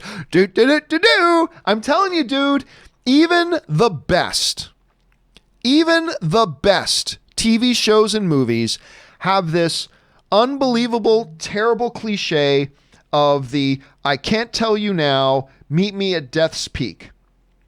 I can't tell you now, meet me at death's peak. That's the horrible, terrible cliche. And even the best of movies and even the best of shows. I really like Blacklist, by the way. Clever to Swear. I like that show a lot. Even those fall prey to one of the worst, terrible cliches in history. I found out who the murderer is. Really? Who is it? I can't tell you over the phone. Meet me at murder peak at midnight. And obviously the guy's going to die before the hero gets there to tell him. It is the oldest cliche in movies. They all do it. All the TV shows do it. It just frustrates me every time, even in the best ones. Thanks for sharing that, Clever to Swear. All right.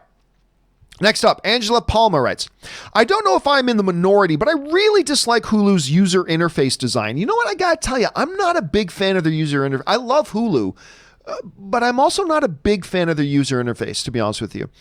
You know who's got a great user interface? Apple TV Plus. Apple TV Plus is a really nice interface. Anyway, I feel it's not easy to navigate as Hulu Pluses, or as Disney Plus and Netflix. Now that Disney owns 100% of Hulu, do you think they will change the design to something similar like Disney Plus? I think they will improve the user design. I think they will improve the UI, or the user interface. I don't know that they'll go out of the way to make it like Disney Plus's, but they have at least got to improve it, because it is not a good or intuitive user interface. I love Hulu. I watch Hulu more than I watch Netflix, more than I watch Disney Plus. I use Hulu a lot, but I agree with you. Their user interface leaves something to be desired. But yes, I do think Disney will upgrade their user interface. I do. I don't know that they'll make it like Disney Plus's, but that's fine. Just make it better than it is, because it is one of the worst out there. Hell, Pluto TV has a better user interface than Hulu does. I kind of like Pluto TV. Anyway, they have a better user interface, so hopefully they will upgrade that soon. All right. John McKinney writes, who is your favorite villain from DC, Marvel, Disney, and Star Wars? Who is your favorite villain from DC, Star Wars? Liked it so much, put it in twice. And then he writes, here's mine. My favorite DC villain, Lex Luthor. My favorite Marvel villain, Norman Osborn. And my favorite Disney villain, Judge Claude Fro. We were just talking about that, right? We were just talking about that from Hunchback. My favorite Star Wars villain, Emperor Palpatine, Darth Sidious. All four are beautifully evil. It is true. They're all four beautifully evil. I'll break it down into two. Look, my all-time favorite villain, period, is obviously Darth Vader. He is my all-time favorite villain in any medium, in any format, in whatever, television, movies, comic books, whatever. My overall favorite is Darth Vader. Running second would probably be my all-time favorite comic book character. Not just my all-time favorite comic book villain, I mean my all-time favorite comic book character. My all-time favorite comic book character is Eric. It's Magneto.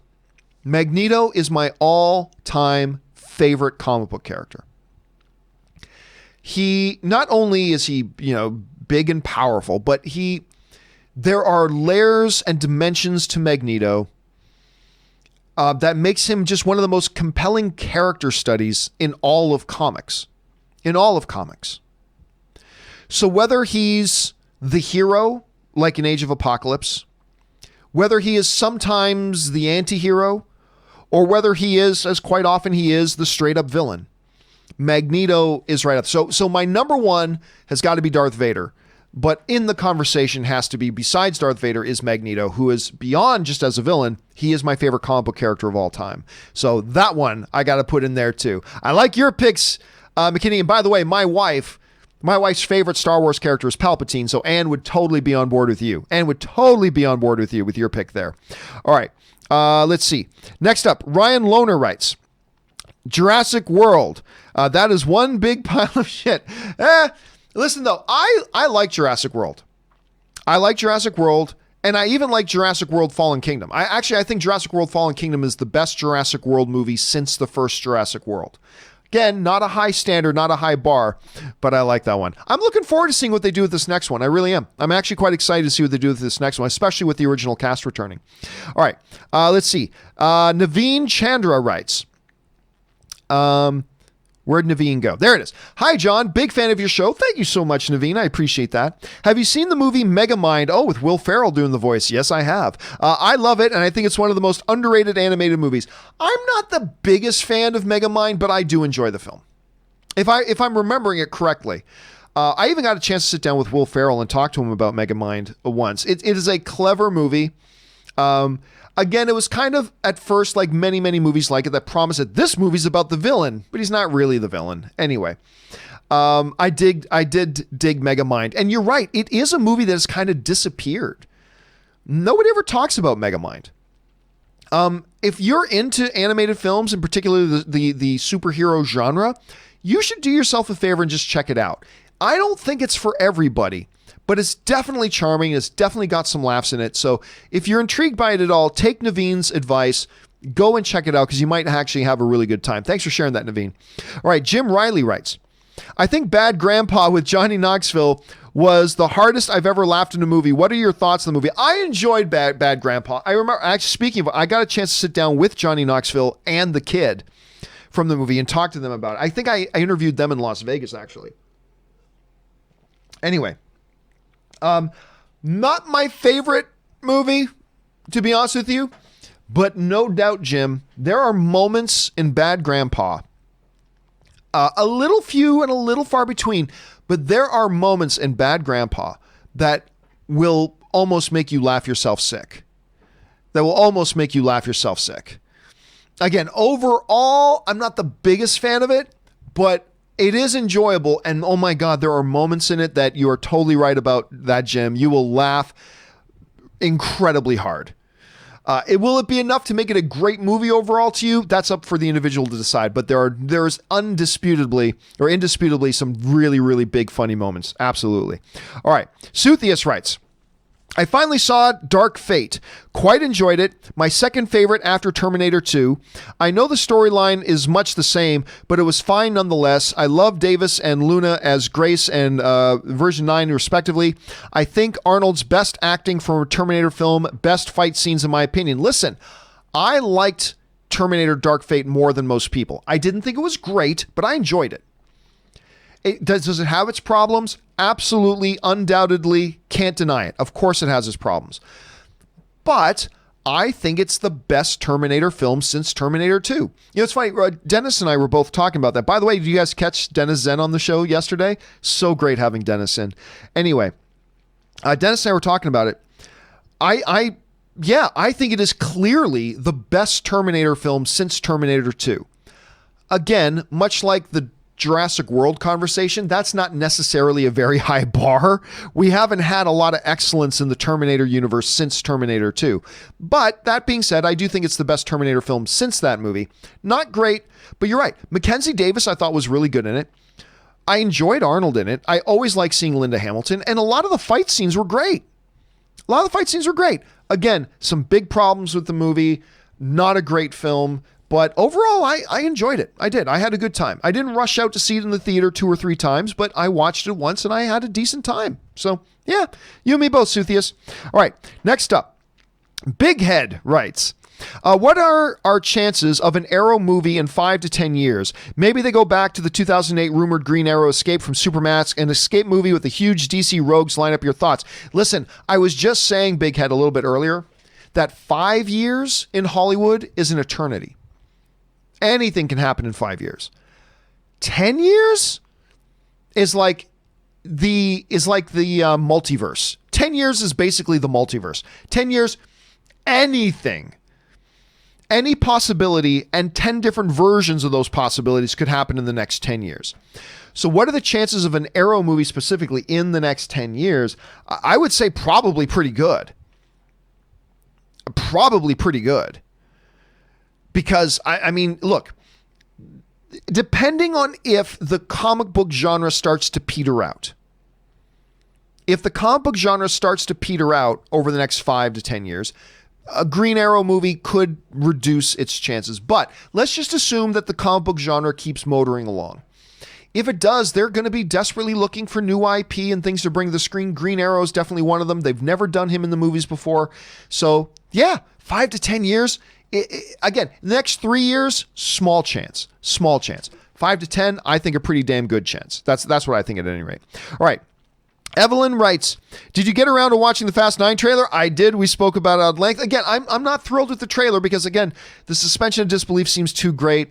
The John Cena is Vin Diesel's brother. I'm supposed to buy that. And again, the Han appearance, I think, was a mistake for the trailer. I don't think a mistake for the movie. I think a mistake for the trailer. But give me some more time to sit on it. Let me see some of the more trailers. Let me get a bigger picture of the movie, and I may change my mind on all that. But right now, I still really prefer the 1-minute scene they released instead of the trailer. But that's just me. All right. Last question I'm going to take, guys, and then we're going to, just before we take a break here, because we've been going for an hour and a half already. Connor B. writes, Uncut Gems finally came out for us guys yesterday here in Ireland, and I am on my knees begging Adam Sandler continues to make films like this. It was fantastic. Listen, Connor, first of all, I'm glad you finally had a chance to watch it. I enjoyed this movie. It didn't make my top 10, but I really did enjoy it. Adam Sandler's great.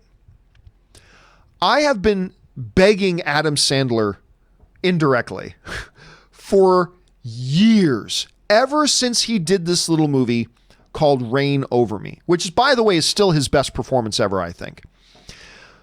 But he did this little movie a bunch of years ago called Reign Over Me.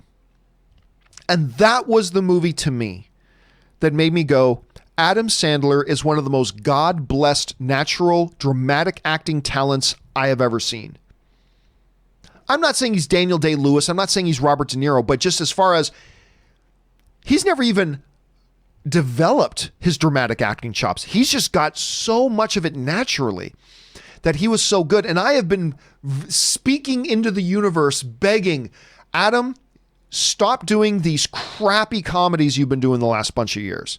Your best comedy days are behind you. You could be one of the best dramatic actors. You've got so much clear God-given talent for it. Please do more. And whenever I see, again, a movie like Uncut Gems comes along, I'm like, oh, it just reinforces that. It's like, dude, you're so good. You are so good in stuff like this. Please just focus on doing these types of movies. Please do it. Because I think if Adam Sandler, and this is just speculation, admittedly, but if Adam Sandler just focused in on dramatic roles and movies like Reign Over Me and Uncut Gems and things like that, I believe 5 years from now, he's got 1. 10 years from now, maybe he's got 2 Oscars on his mantle. I really do believe that. I really believe that. And I don't know. Here's hoping we go. All right, I'll take this one last one before we take our break here. Suthius writes, Owen Wilson to be Daryl's and Thor's best friend. Guys, if you haven't seen the Thor and his roommate Daryl Marvel short films online, go and watch them because they're hilarious. Anyway, thanks for that, Suthius. All right, guys, so here's what's going to happen. I am going to take just a brief, short 4-minute break. Again, I've been talking straight for over an hour and a half now. I'm going to give myself a chance just to rest the vocal cords. I'm going to go top up my drink. I'm going to stretch my legs for a second. Again, just taking a 4-minute break. Hang tight. Don't go anywhere. We will be right back and continue on because we got Jaron Morris, John McKinney, more and more. We got tons more questions to get to. Lots of stuff for us as movie fans to talk about. So don't go anywhere. Go use the bathroom yourself, and we will be back in just a couple of minutes. See you in a second.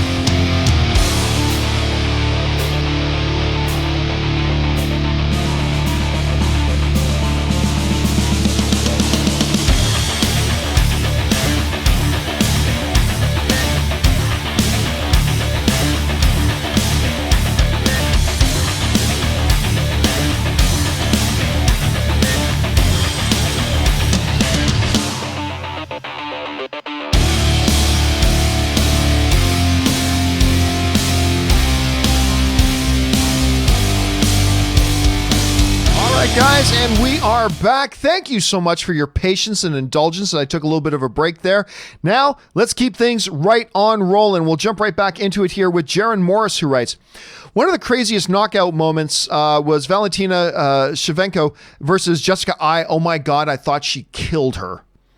I thought she straight up killed her with that head kick. I mean, the way her body just went like bored, I'm like, oh my God, that girl's dead. The sound of that kick made it, and the way Jessica Ai's body stiffened up, I was in shock. I also imagine being punched in the face by 21-year-old Mike Tyson. By the way, look up videos of Valentina chopping down, like literally, it's not facetiousness, literally chopping down trees, kicking them. It's crazy. That kick, that moment it was legit scary. Like it reminds me of that time when, the Predator knocked out. Why am I forgetting the big Dutch? Why am I freezing on his name? The guy who he beat Brock Lesnar.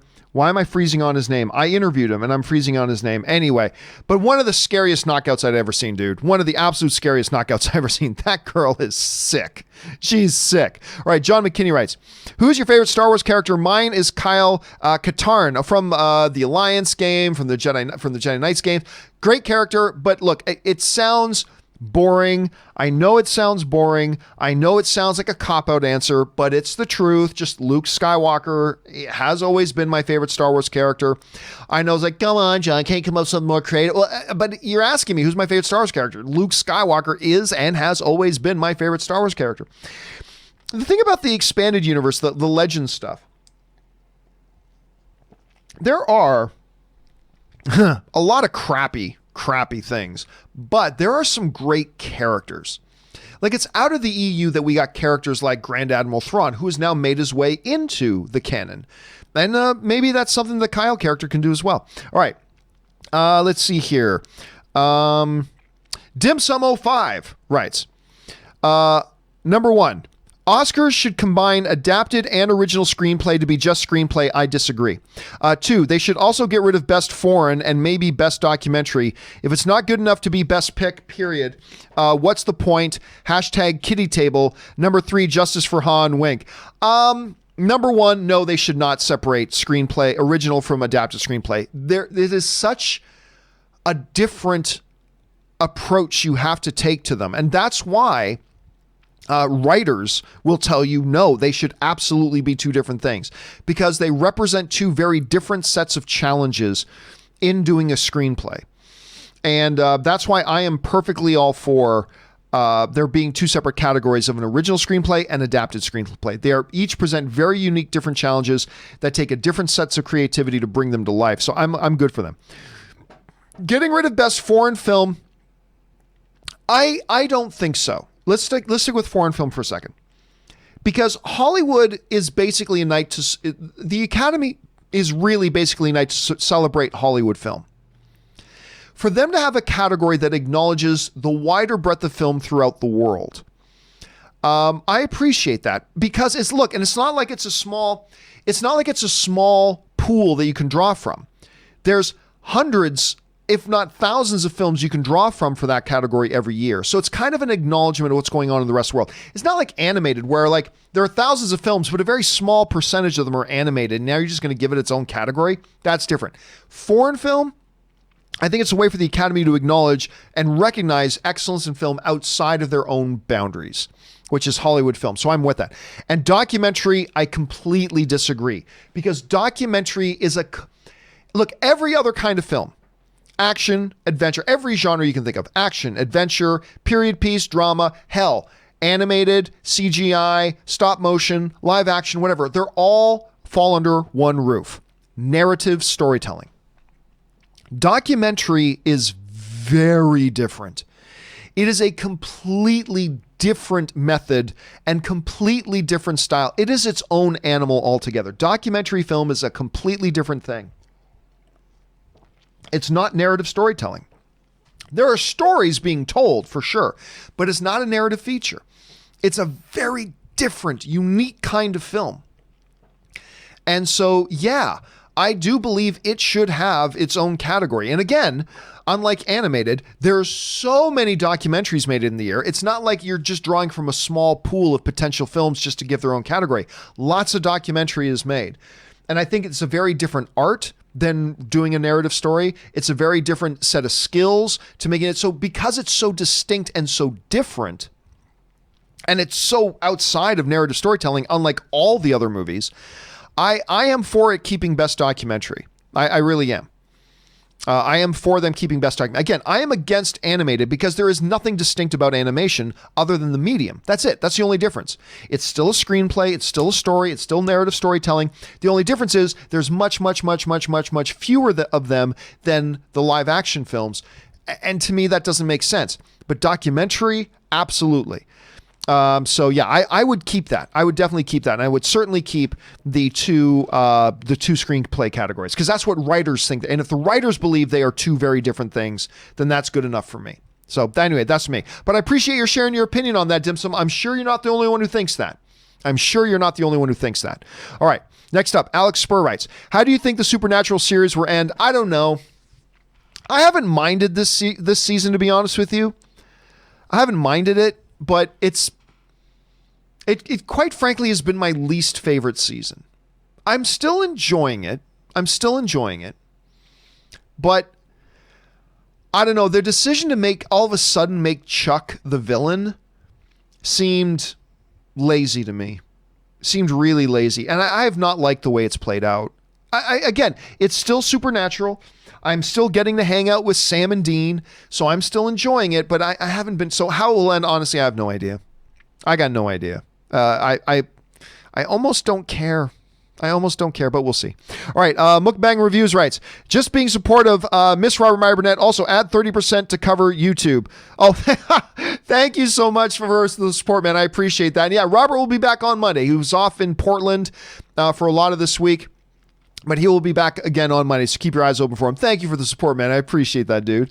All right, Jaron Morris writes, John, next week is the big day for me. I fly out to Colorado for my interview with Neil Druckmann, creator of The Last of Us 1 and 2. Neat. I received an email stating when I witness new footage that I will be under an embargo, which means it's huge footage I must be seeing. Maybe yes, maybe no. Remember, anything they just haven't publicly released is going to be under embargo. I've seen a lot of stuff in movies. I've had footage shown to me or whatever, sometimes entire movies, and it's under embargo. It's not always the most ground-shaking thing. So I'm just saying, be prepared for that. Being under embargo just means we haven't approved this for release to the public yet. So it's got to be under embargo. And it could be anything. Maybe it's something big, maybe it's something not. I'm just saying, adjust your expectations. But getting to go out and interview the creator of a property and franchise you love, that's great. That's exciting. So enjoy it. Do your prep work. Be professional. And I hope you have a really good time doing it, dude. I hope you have a really good time doing it. Have fun, man. All right. Suthius writes, calling it now, the new Jurassic movie title will be Jurassic 3, The Rise of the Fall of the Apocalypse and the Return of the Rising, Fall, and Evolution. I still think it's going to be Chaos Theory, because that, to me, harkens back to the original Jurassic Park, right? Chaos Theory. So I think Chaos Theory I think that's going to be the title. Now, this comes from that Dennis and I talked on the show on Friday about how a fan put off a big list of like 20 titles, and Colin Trevorrow actually came on and confirmed. He said, yep, one of the 20 you've listed is actually the title for the movie. So it got us all speculating about what it's going to be. I think it's going to be Chaos Theory. I don't know. I think it will. All right. Dumbledore Calrissian writes, so happy to hear you giving love to Shanghai Noon. It's always been one of those comedies for me that I can put on at any moment and laugh a ton. John Wayne? Your name's John Wayne? That's a terrible cowboy name. I love Shanghai Noon. I love that movie. Now, unfortunately, I got so excited when they were making Shanghai Nights. Now that one disappointed. But the first Shanghai Noon, it's really also the movie that made me fall in love with Owen Wilson. I mean, I was familiar with Jackie Chan before that, but I was not really super familiar with Owen Wilson. And that, to me, was the movie that made me a big Owen Wilson fan. So if you guys haven't seen Shanghai Noon, you can take a pass on Shanghai Nights. But if you have not seen Shanghai Noon, make sure you check out Shanghai Noon, man, because I love that film. Thanks for bringing that up, Dumbledore. All right, Darklock 63 writes, in my opinion, movies are better than the book. Movies that are better than the book. Firestarter, Christine, and Man on Fire. Books better than the movie. Jurassic Park, Ready Player One, The Firm, and Silence of the Lambs. Novelization that should never be read. Predator. I've never read the Predator thing. You know, it's always interesting. It's very difficult to compare the books to the movies. Because think about it. A book can be, I've seen movies based on books where the books are like 600 pages. A screenplay is going to be 90 to 120 pages.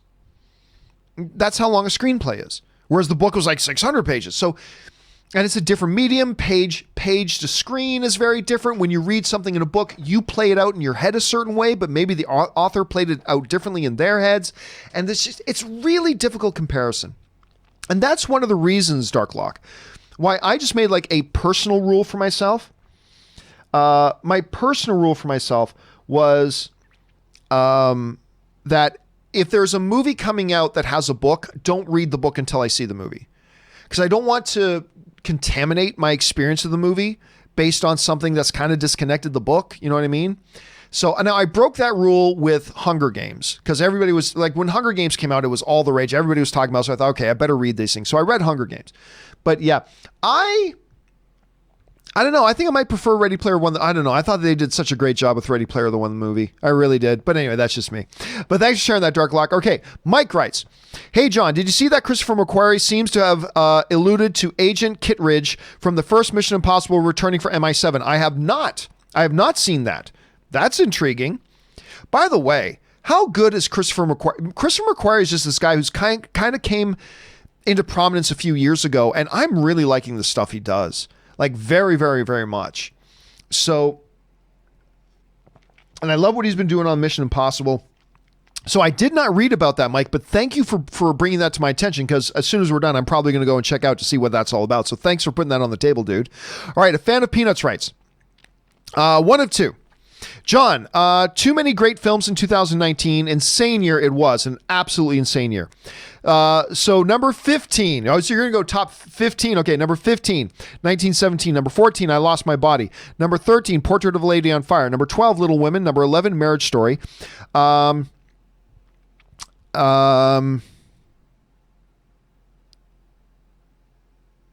Okay. Number 10, Knives Out. Number 9, The Lighthouse. Number 8, Ford v Ferrari. Number 7, A Beautiful Day in the Neighborhood. Number 6, Irishman. Number 5, Booksmart. Number 4, Parasite. Number 3, Farewell. Number 2, Honey Boy. And number 1, Joker. I mean, and listen, even with 15, that is a testament to how good this year has been. Even with 15, there's probably people screaming at the computer monitor saying, what about this one and this one and this one and this one and this one and this one? That's how good of a year it was. I said this before the other day, and I really believe it. I don't think we appreciate just how good 2019 is. I think a year, 2 years, 3 years from now, we're going to look back on 2019 and really start to appreciate it for the year that it was. This was an amazing year for film. Absolutely amazing year for film. And I think your list, A Fan of Peanuts, just really emphasizes that. So good list, brother. All right. Noel writes, one of two. I started a podcast thanks to your inspiration. Oh, awesome. In addition to my YouTube channel, I want to take the production level up and make it a broadcast akin to your show. Can you explain how you do remote video chats with your scene switching? I'm using OBS and I'm not sure how to set it up appropriately. Well, I'll just let you know, this is not the time for me to do a half-hour tutorial. Just so you know, I can't sit here and do a half-hour tutorial right now. I usually have 5 to 7 guests, so I'm inquiring on how to get things running smoothly. Also, I'll be ordering that Rode podcaster soon. Number one, 5 to 7 guests is too many. I'll just tell you that right now. 5 to 7 guests is too many. That just makes for a convoluted, jarbled kind of conversation. I would at most maybe do 4. At most. I just think 5 to 7 is way too difficult. You can just use Skype. Bring people in a Skype, Google Hangouts. So what you can do, look, a real simple way to do it is you can just use a computer, get a Google Hangout going. You can put as many people into the Google Hangout as you want. Plug the audio out from that computer into your sound mixer and along with your mic. And now you've got multiple people. You can do that. I mean, there are more advanced techniques of doing it that I don't have time to go into a full half-hour tutorial right here on that. But it can be as simple as Skype. Google Hangouts is a good way to do that, all that kind of stuff. Again, though, 5 to 7 guests, too much, especially for a podcast. Because pretty soon people aren't going to be able to, like, if you got listeners, they're not going to be able to distinguish who's talking right now. What did this guy say before? Blah, blah. I just think that's way too many people. Reel that in a bit. Reel that in. I think your optimal number is 3. I think your biggest number should be 4. Maybe on a super rare occasion do 5. But again, I just think 5 to 7 is too many. So my best piece of advice is reel that in a little bit. Reel that number in. And again, anything, Skype, start a Discord server. You can get an audio chat going there. Google Hangouts will do the trick too. There are more advanced techniques that I use, but I use also a much better and a much more expensive piece of software than OBS. It's called Wirecast. It just does a lot more things than OBS does, but OBS is great for a free piece of software. OBS is wonderful. But again, Skype, Hangouts, Discord server. Do that on a separate computer, run the audio into your sound mixer so you can get those guys in as well.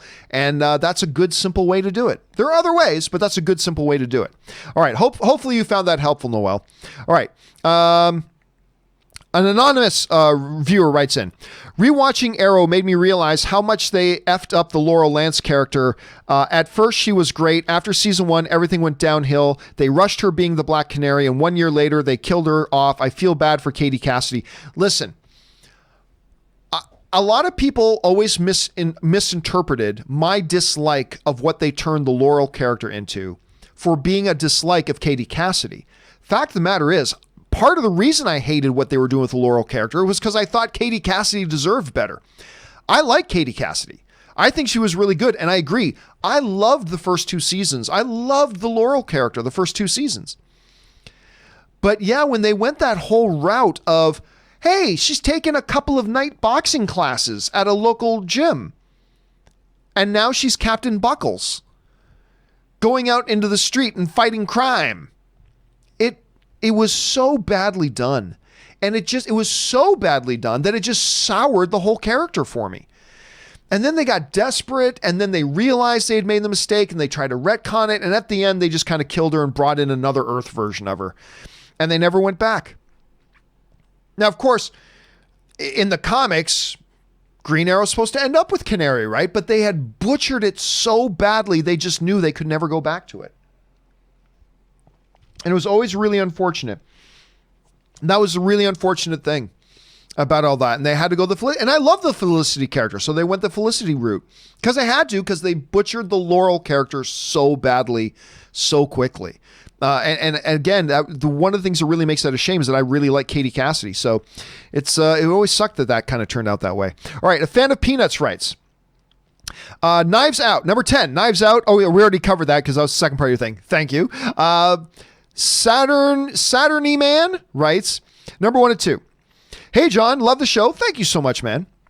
Last week, Netflix's Klaus swept all 7 categories it was nominated in the 18th annual Annie Awards, the awards for animated film. Yes, it did, including Best Animated Feature. Toy Story 4 surprisingly went home empty-handed. 13 of the 18 Best Feature Film winners at the Annie Awards went on to win Best Animated Film at the Oscars. Do you think this makes Klaus the frontrunner for the Best Animated Feature Film category at the Oscars, at this year's Oscars? No.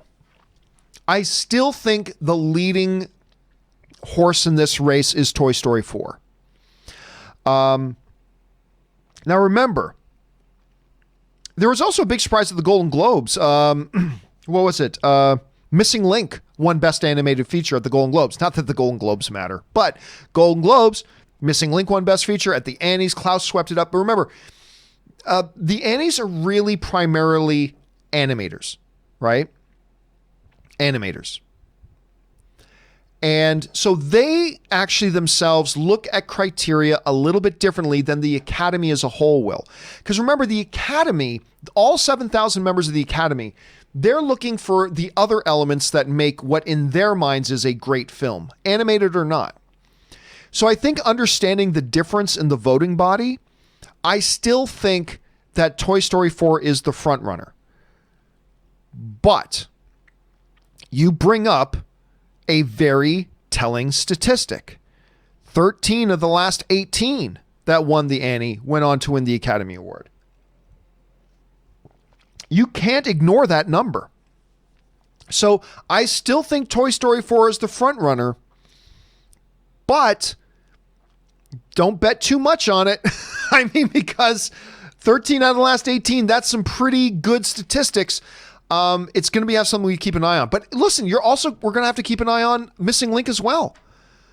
So, I mean, we'll have to wait and see, but I still, as of right now, I still feel that Toy Story 4 will be the front runner. I just think all the other elements that go into making a film, animated or not, are going to be things that the Academy will appreciate more about Toy Story 4 rather than Klaus.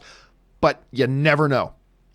Because again, that 13 out of 18, that's a stark, shocking number, and you cannot discard it. You cannot discard it. It's going to be interesting to see how that plays out, Anonymous. All right. Sam O writes, John, have you seen Little Women? What's your thoughts? I have. I quite enjoyed it, and I was so happy that I did, because I didn't like Greta Gerwig's last film, Lady Bird, even though everybody else liked it. Went into this one with a little bit of skepticism because of my Lady Bird experience. I really quite enjoy it. It's really, really good. Dumbledore Calricine writes, so I watched The Princess Diaries with my wife last night, thinking I'd be making fun of it the whole time. It's a nice little movie, though, isn't it?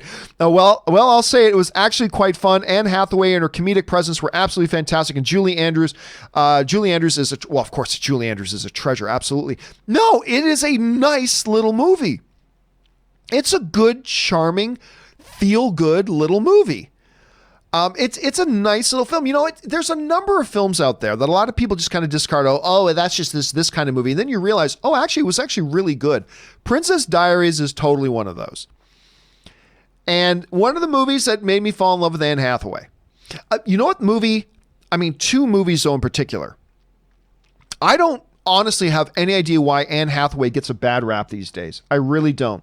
But two movies in particular that really made me just love Anne Hathaway. Number one was Les Mis. And she won an Academy Award for that, rightfully so. She was incredible in Les Mis. But the other one was The Dark Knight Rises. I did not think she was a good fit for Catwoman.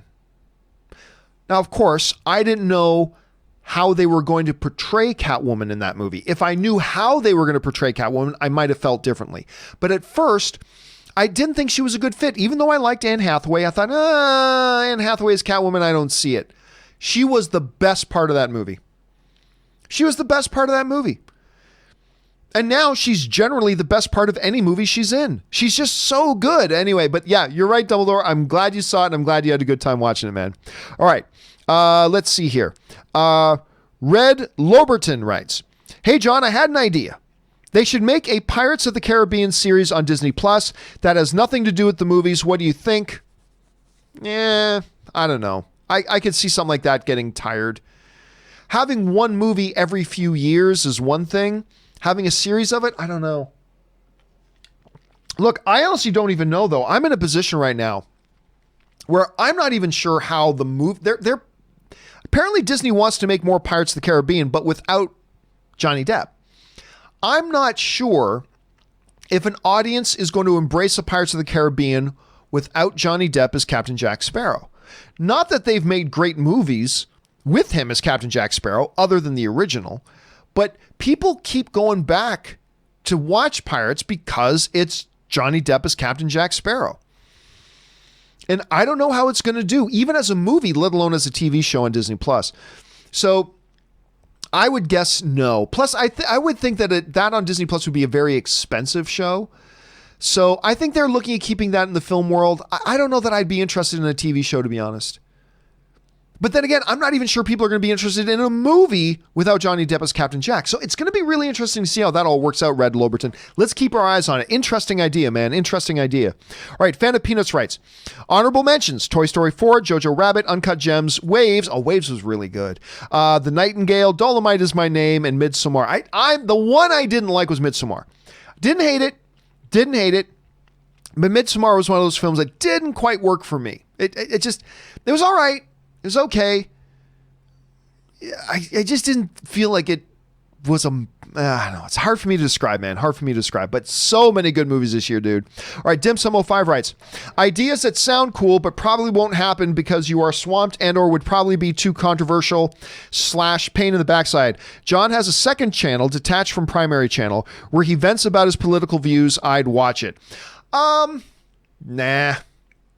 Listen, first of all, if I was going to do a second channel, it would be about sports, particularly about MMA, but it would probably be about sports if I were to actually do a second channel.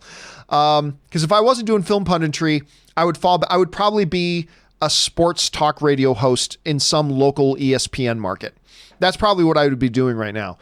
But I very intentionally look, like everybody, we should all have political beliefs because politics are important things that shape our world and affect people. So we should all have opinions about them. And I certainly have my own political opinions. That said,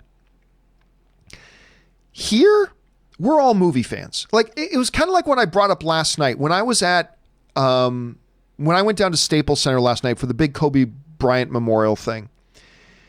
There were people there of every walk of life, including politically left and politically right people. But it didn't matter. We were all there. Everybody was there to mourn together, to celebrate it together, hug each other, and just celebrate what that particular dude did for the city of Los Angeles. And I feel like movies need to be that place for us as well. I don't bring politics into what we talk about here because here is just about us. Because look, whether you're politically left, center, right, doesn't matter. We're all film fans together, and we're here to celebrate movies and the things that connect us rather than the things that divide us. Do I have my opinions? Of course I have my opinions, and you have yours, and they may be the same and they may be different from mine. But here, and we can debate those other times in other places in other ways, but here you are a film fan. You are my fellow film fan, and hopefully I am your fellow film fan, and that's all that matters. That's all that matters. Now, I will talk about certain things when it comes to movies in terms of basic human rights and human equality, because to me, those are not political issues. Those are human issues. So the equality of people and things like that, to me, that's not a political issue. That's a human issue. So I will talk about that stuff sometime. I think a channel espousing, look, on my own personal social media, I will vent some of my political beliefs on my own personal social media sometime, because that is the place for me to do it, my own personal social media. And that's fine. I don't know if number one, I am not a political expert, so why would I create a YouTube channel on it? I'm not really sure. But again, if I were to do another channel, it would be about sports. I mean, that's it. It would probably be about sports or specifically about mixed martial arts. I would probably do a channel on MMA. Is what I would probably do. Or, you know what? A tech channel. Oh, God. I actually, on YouTube, I spend more time watching tech YouTube channels than I even do watching movie stuff, like movie YouTube channels. I watch far more tech stuff than I do YouTube. So tech would be another thing. I would love to do a whole channel talking about the monitors I use, the cameras I use, the lenses I use, the lights I use, the audio recorders I use, the microphones, the laptops I use, the tablets I use, the phones I carry, blah, blah. I would get a big kick out of doing a channel like that. But yeah, man, I just have no time for that. Oh, I would love to do it, though. I wish I had all the time in the world I could do stuff like that. I would love to do it, but there's that. But thank you for the kind words, Dim Sum. I appreciate it, man. All right, Casinema writes, sorry about earlier. I promised to stop. I was just trying to be more specific about what my issue was about what JJ did. No, I get it, Casinema. And listen, when something is frustrating, I know I can only speak for myself. When I find something particularly frustrating, it is difficult for me not to just go on and on and on about it. Hold a second. Sorry, just an important call that I kept my phone on just in case they called. But anyway, I get it. Believe me, I get it. I really, really, really, really, really do. I just felt like you've already covered it quite enough, and we've talked about it so much here that it's just time to move on. But believe me, man, I feel it. I feel you. I've been there.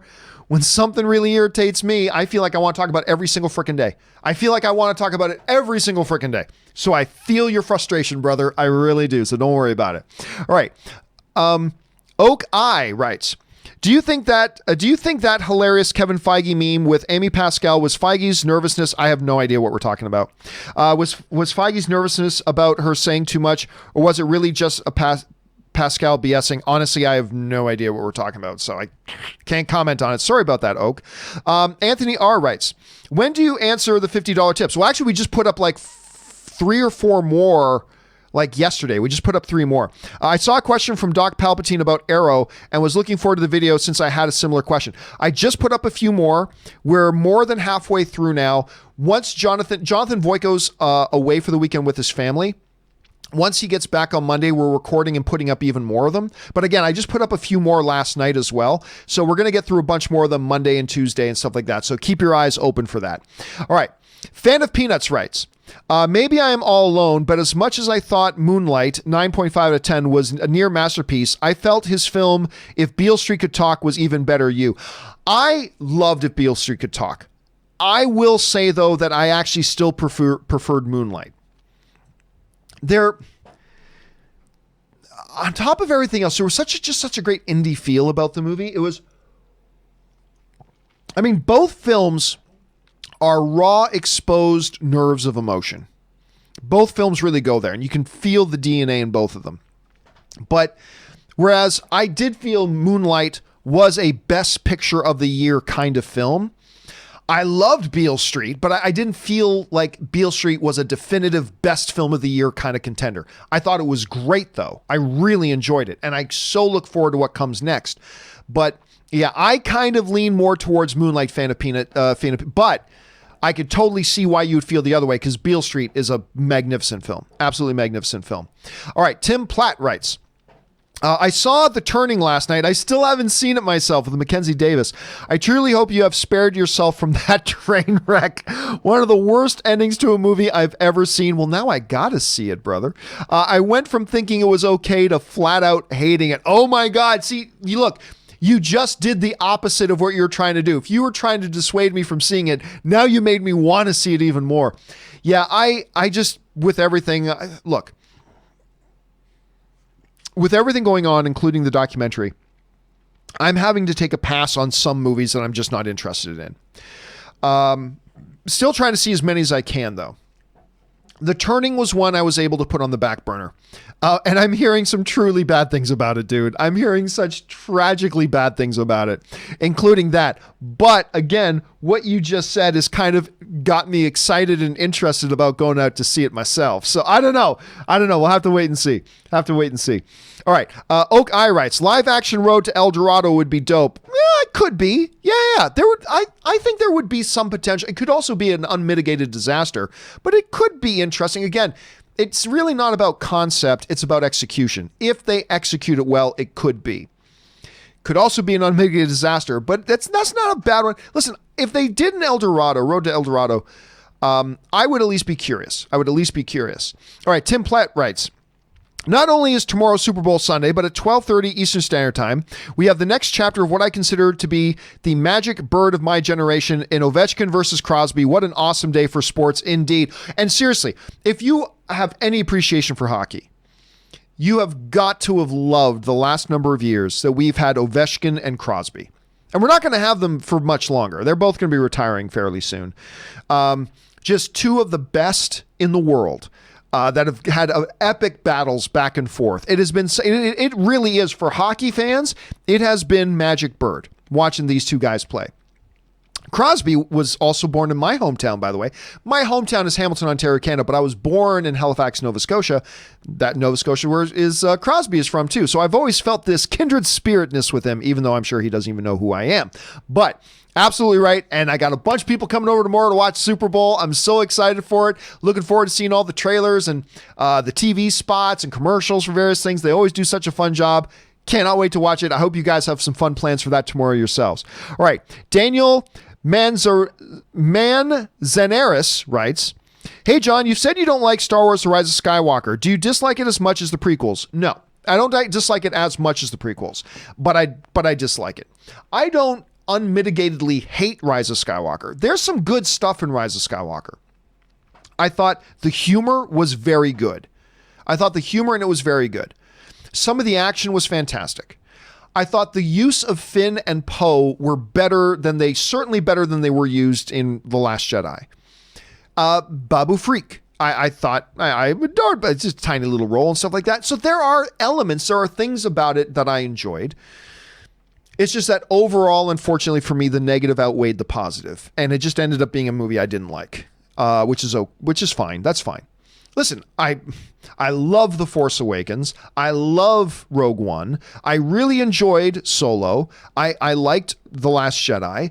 I mean, so I got nothing to complain about. They finally came up with one. It is unfortunate to me that the one they ended the trilogy with is the one I didn't like, which is unfortunately. But no, I still like it better than I like the prequels. So that's just me.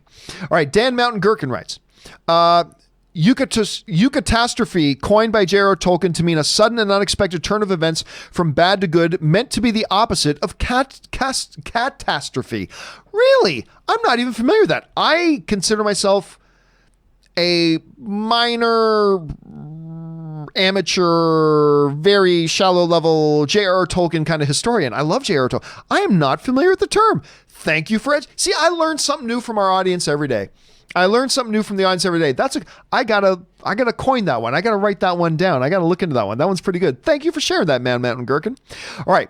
Jetfire97 writes, I want Leon to come back to the Fast and Furious. He was one of Dom's OG crew members from the first movie. They brought back Vince in 5. I want more. See, here's the thing. You're talking to the wrong guy, though, Jetfire, because I gotta say, I really don't like Fast and Furious 1, 2, or 3. I don't like any of those movies. As a matter of fact, when Fast and Furious 4 came out, I almost didn't go to see it. I was invited to a press screening. This was back in the day when press screenings were still important to me. I was invited to a press screening and I just went because, it's a big movie. I should go see it. Even I was not interested in it. Fast and the Furious 4 was the first Fast and the Furious movie that I walked out and went, you know what? That wasn't bad. That was actually pretty good. It was the first time I ever felt that.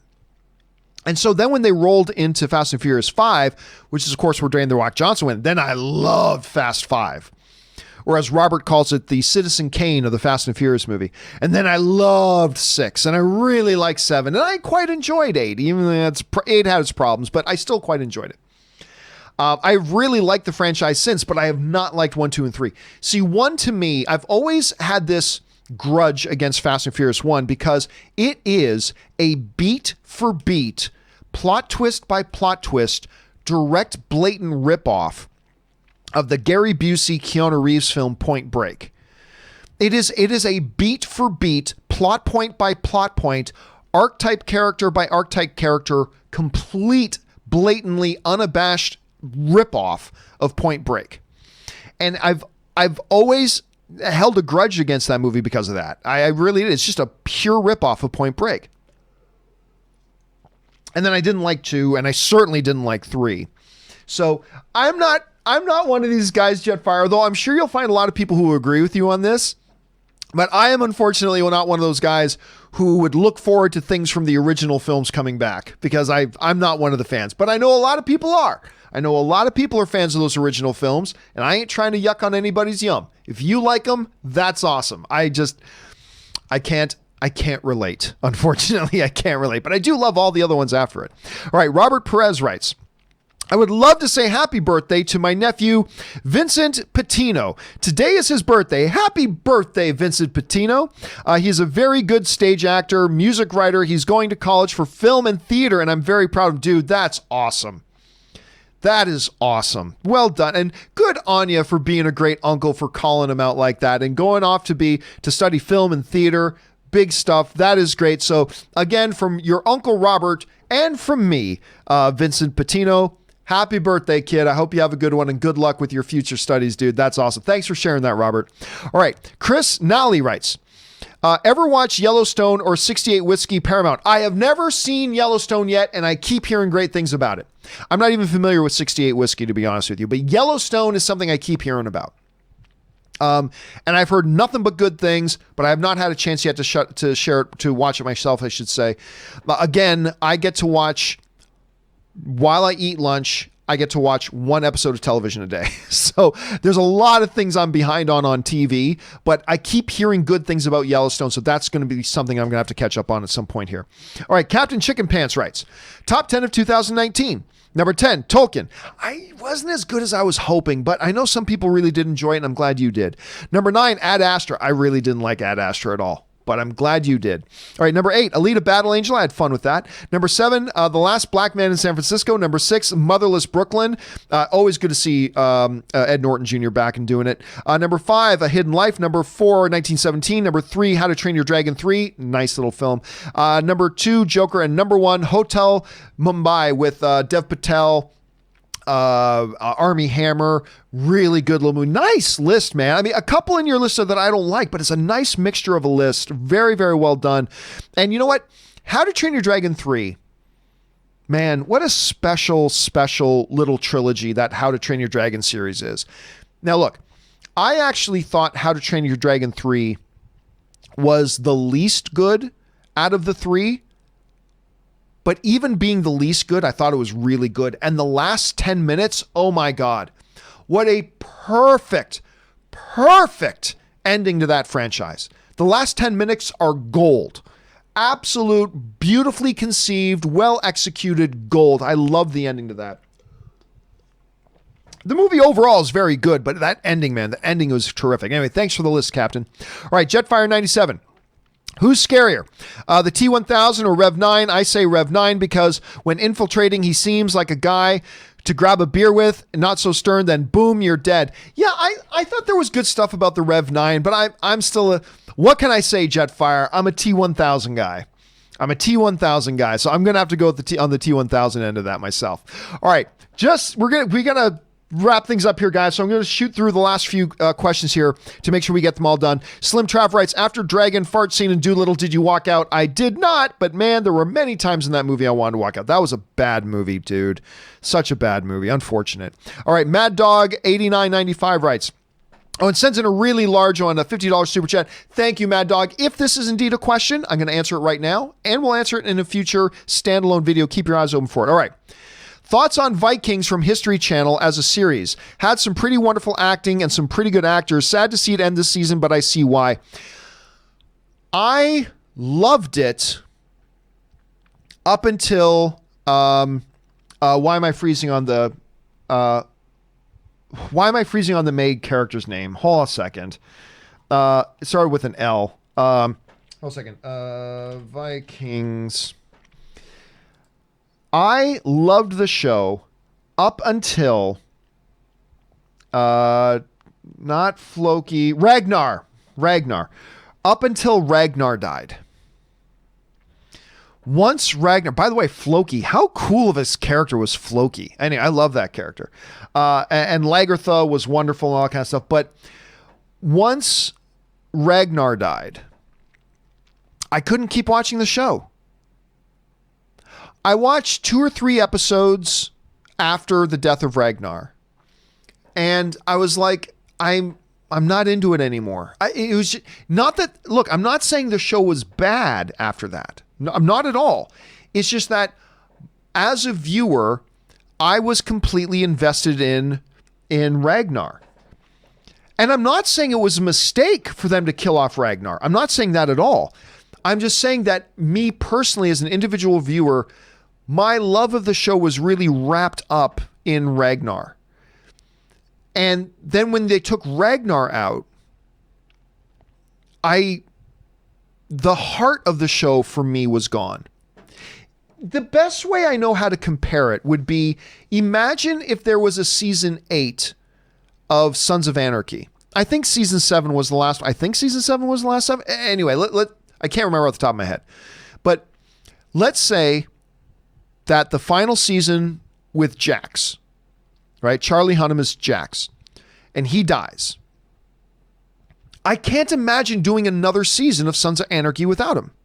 I would have been curious, but I think without Jax there, it just something would have been missing from the show for me. And so watching Vikings, which as I got turned on to Vikings by Josh McCouga. Josh McCouga turned me on to Vikings by describing it like this. Vikings is Sons of Anarchy with Vikings. And as soon as Josh told me that, I'm like, well, okay, I'm in. And so I tried it, and I really enjoyed it up until Ragnar Lothbrok died. Once Ragnar Lothbrok died, I was like, there went the heart of the show for me. And now, for all I know, the show got even better after that. I'm not saying it didn't. It's just that, yeah, my passion for the show just kind of died with him. And for me, that's where the show ended. And I love the show up to that point. And so that's for me where the show ended, but I didn't see it beyond there. But I did enjoy it very, very much, Mad Dog. I enjoyed it very much. Thank you for asking, and thank you for supporting the channel on that level, brother. All of us here really appreciate that very, very much. All right. Joe Fayant. Where'd Joe go? Joe Fayant writes, saw Jojo Rabbit last night with my mom. Shoe scene destroyed us. If you've seen the movie, you know why. I loved it. Also, Taika was snubbed in my opinion. I don't know that I'd say he was snubbed, but I will say I was disappointed that he didn't get nominated for Best Director. Again, the Best Director category is stacked. And so I'm not going to cry in my sleep about Taika not getting one of the nominations. It was a stacked category. But I do feel he should have been nominated. I mean, the DGA nominated him for Best Director. I thought the Academy should have as well. But again, I'm not going to call it a big snub, but I was disappointed to see him not get a nomination. It was too bad. And the movie is, to me, in my opinion, the best movie of the year, but that's just me. All right, thanks for sharing that, John. I'm glad you guys had a good time watching it. Jared McBride writes, John, the Tremor movies are on Netflix now. I will say the first one is the best. Oh yeah, the first one is definitely the best one. Guys, if you have not seen the first Tremors, oh my God, go watch it. Go watch. The first one is great. They probably should have stopped after the first one, but if it is on Netflix, thank you, Jared, for sharing that information, by the way. If it's on Netflix, you got to check it out because it is a assload of fun. It's just an assload of fun. All right. Rufio writes, Bangarang, John, thank you for spreading the good word with Hook. Bangarang. I love Hook. I get into it with Rob all the time because Rob hated Hook. I think Hook is brilliant. Brilliant. Dustin Hoffman, Robin Williams, Bangarang, everybody. Bang. Julia Roberts as Tinkerbell. I love that movie. I unashamedly love that movie. You're doing it, Peter. I love that movie. I don't know why people don't like that movie. But Robert's not alone. There's a lot of people who don't like Hook. I think it's great. Anyway, so I'm glad you appreciate it as well, Rufio. All right, Chris Hunt writes, I don't want to see a Lethal Weapon 5 that isn't made by the gang from It's Always Sunny in Philadelphia and doesn't have a gratuitous Danny DeVito sex scene. Well, I've never watched It's Always Sunny in Philadelphia, but I've heard that they did something to do with Lethal Weapon. I've heard that, but I'm not quite really sure what it is, so I can't really comment on it because I never watched the show. But even though I will be there to watch Lethal Weapon 5 if they do in fact do it. They're saying they're going to do it. I'll believe it when I see it. But if they do it, I am totally down for seeing it. But I don't know if a lot of other people are. It's just been so long, all the baggage that comes along with Mel Gibson these days, fairly or unfairly. It's a tall order.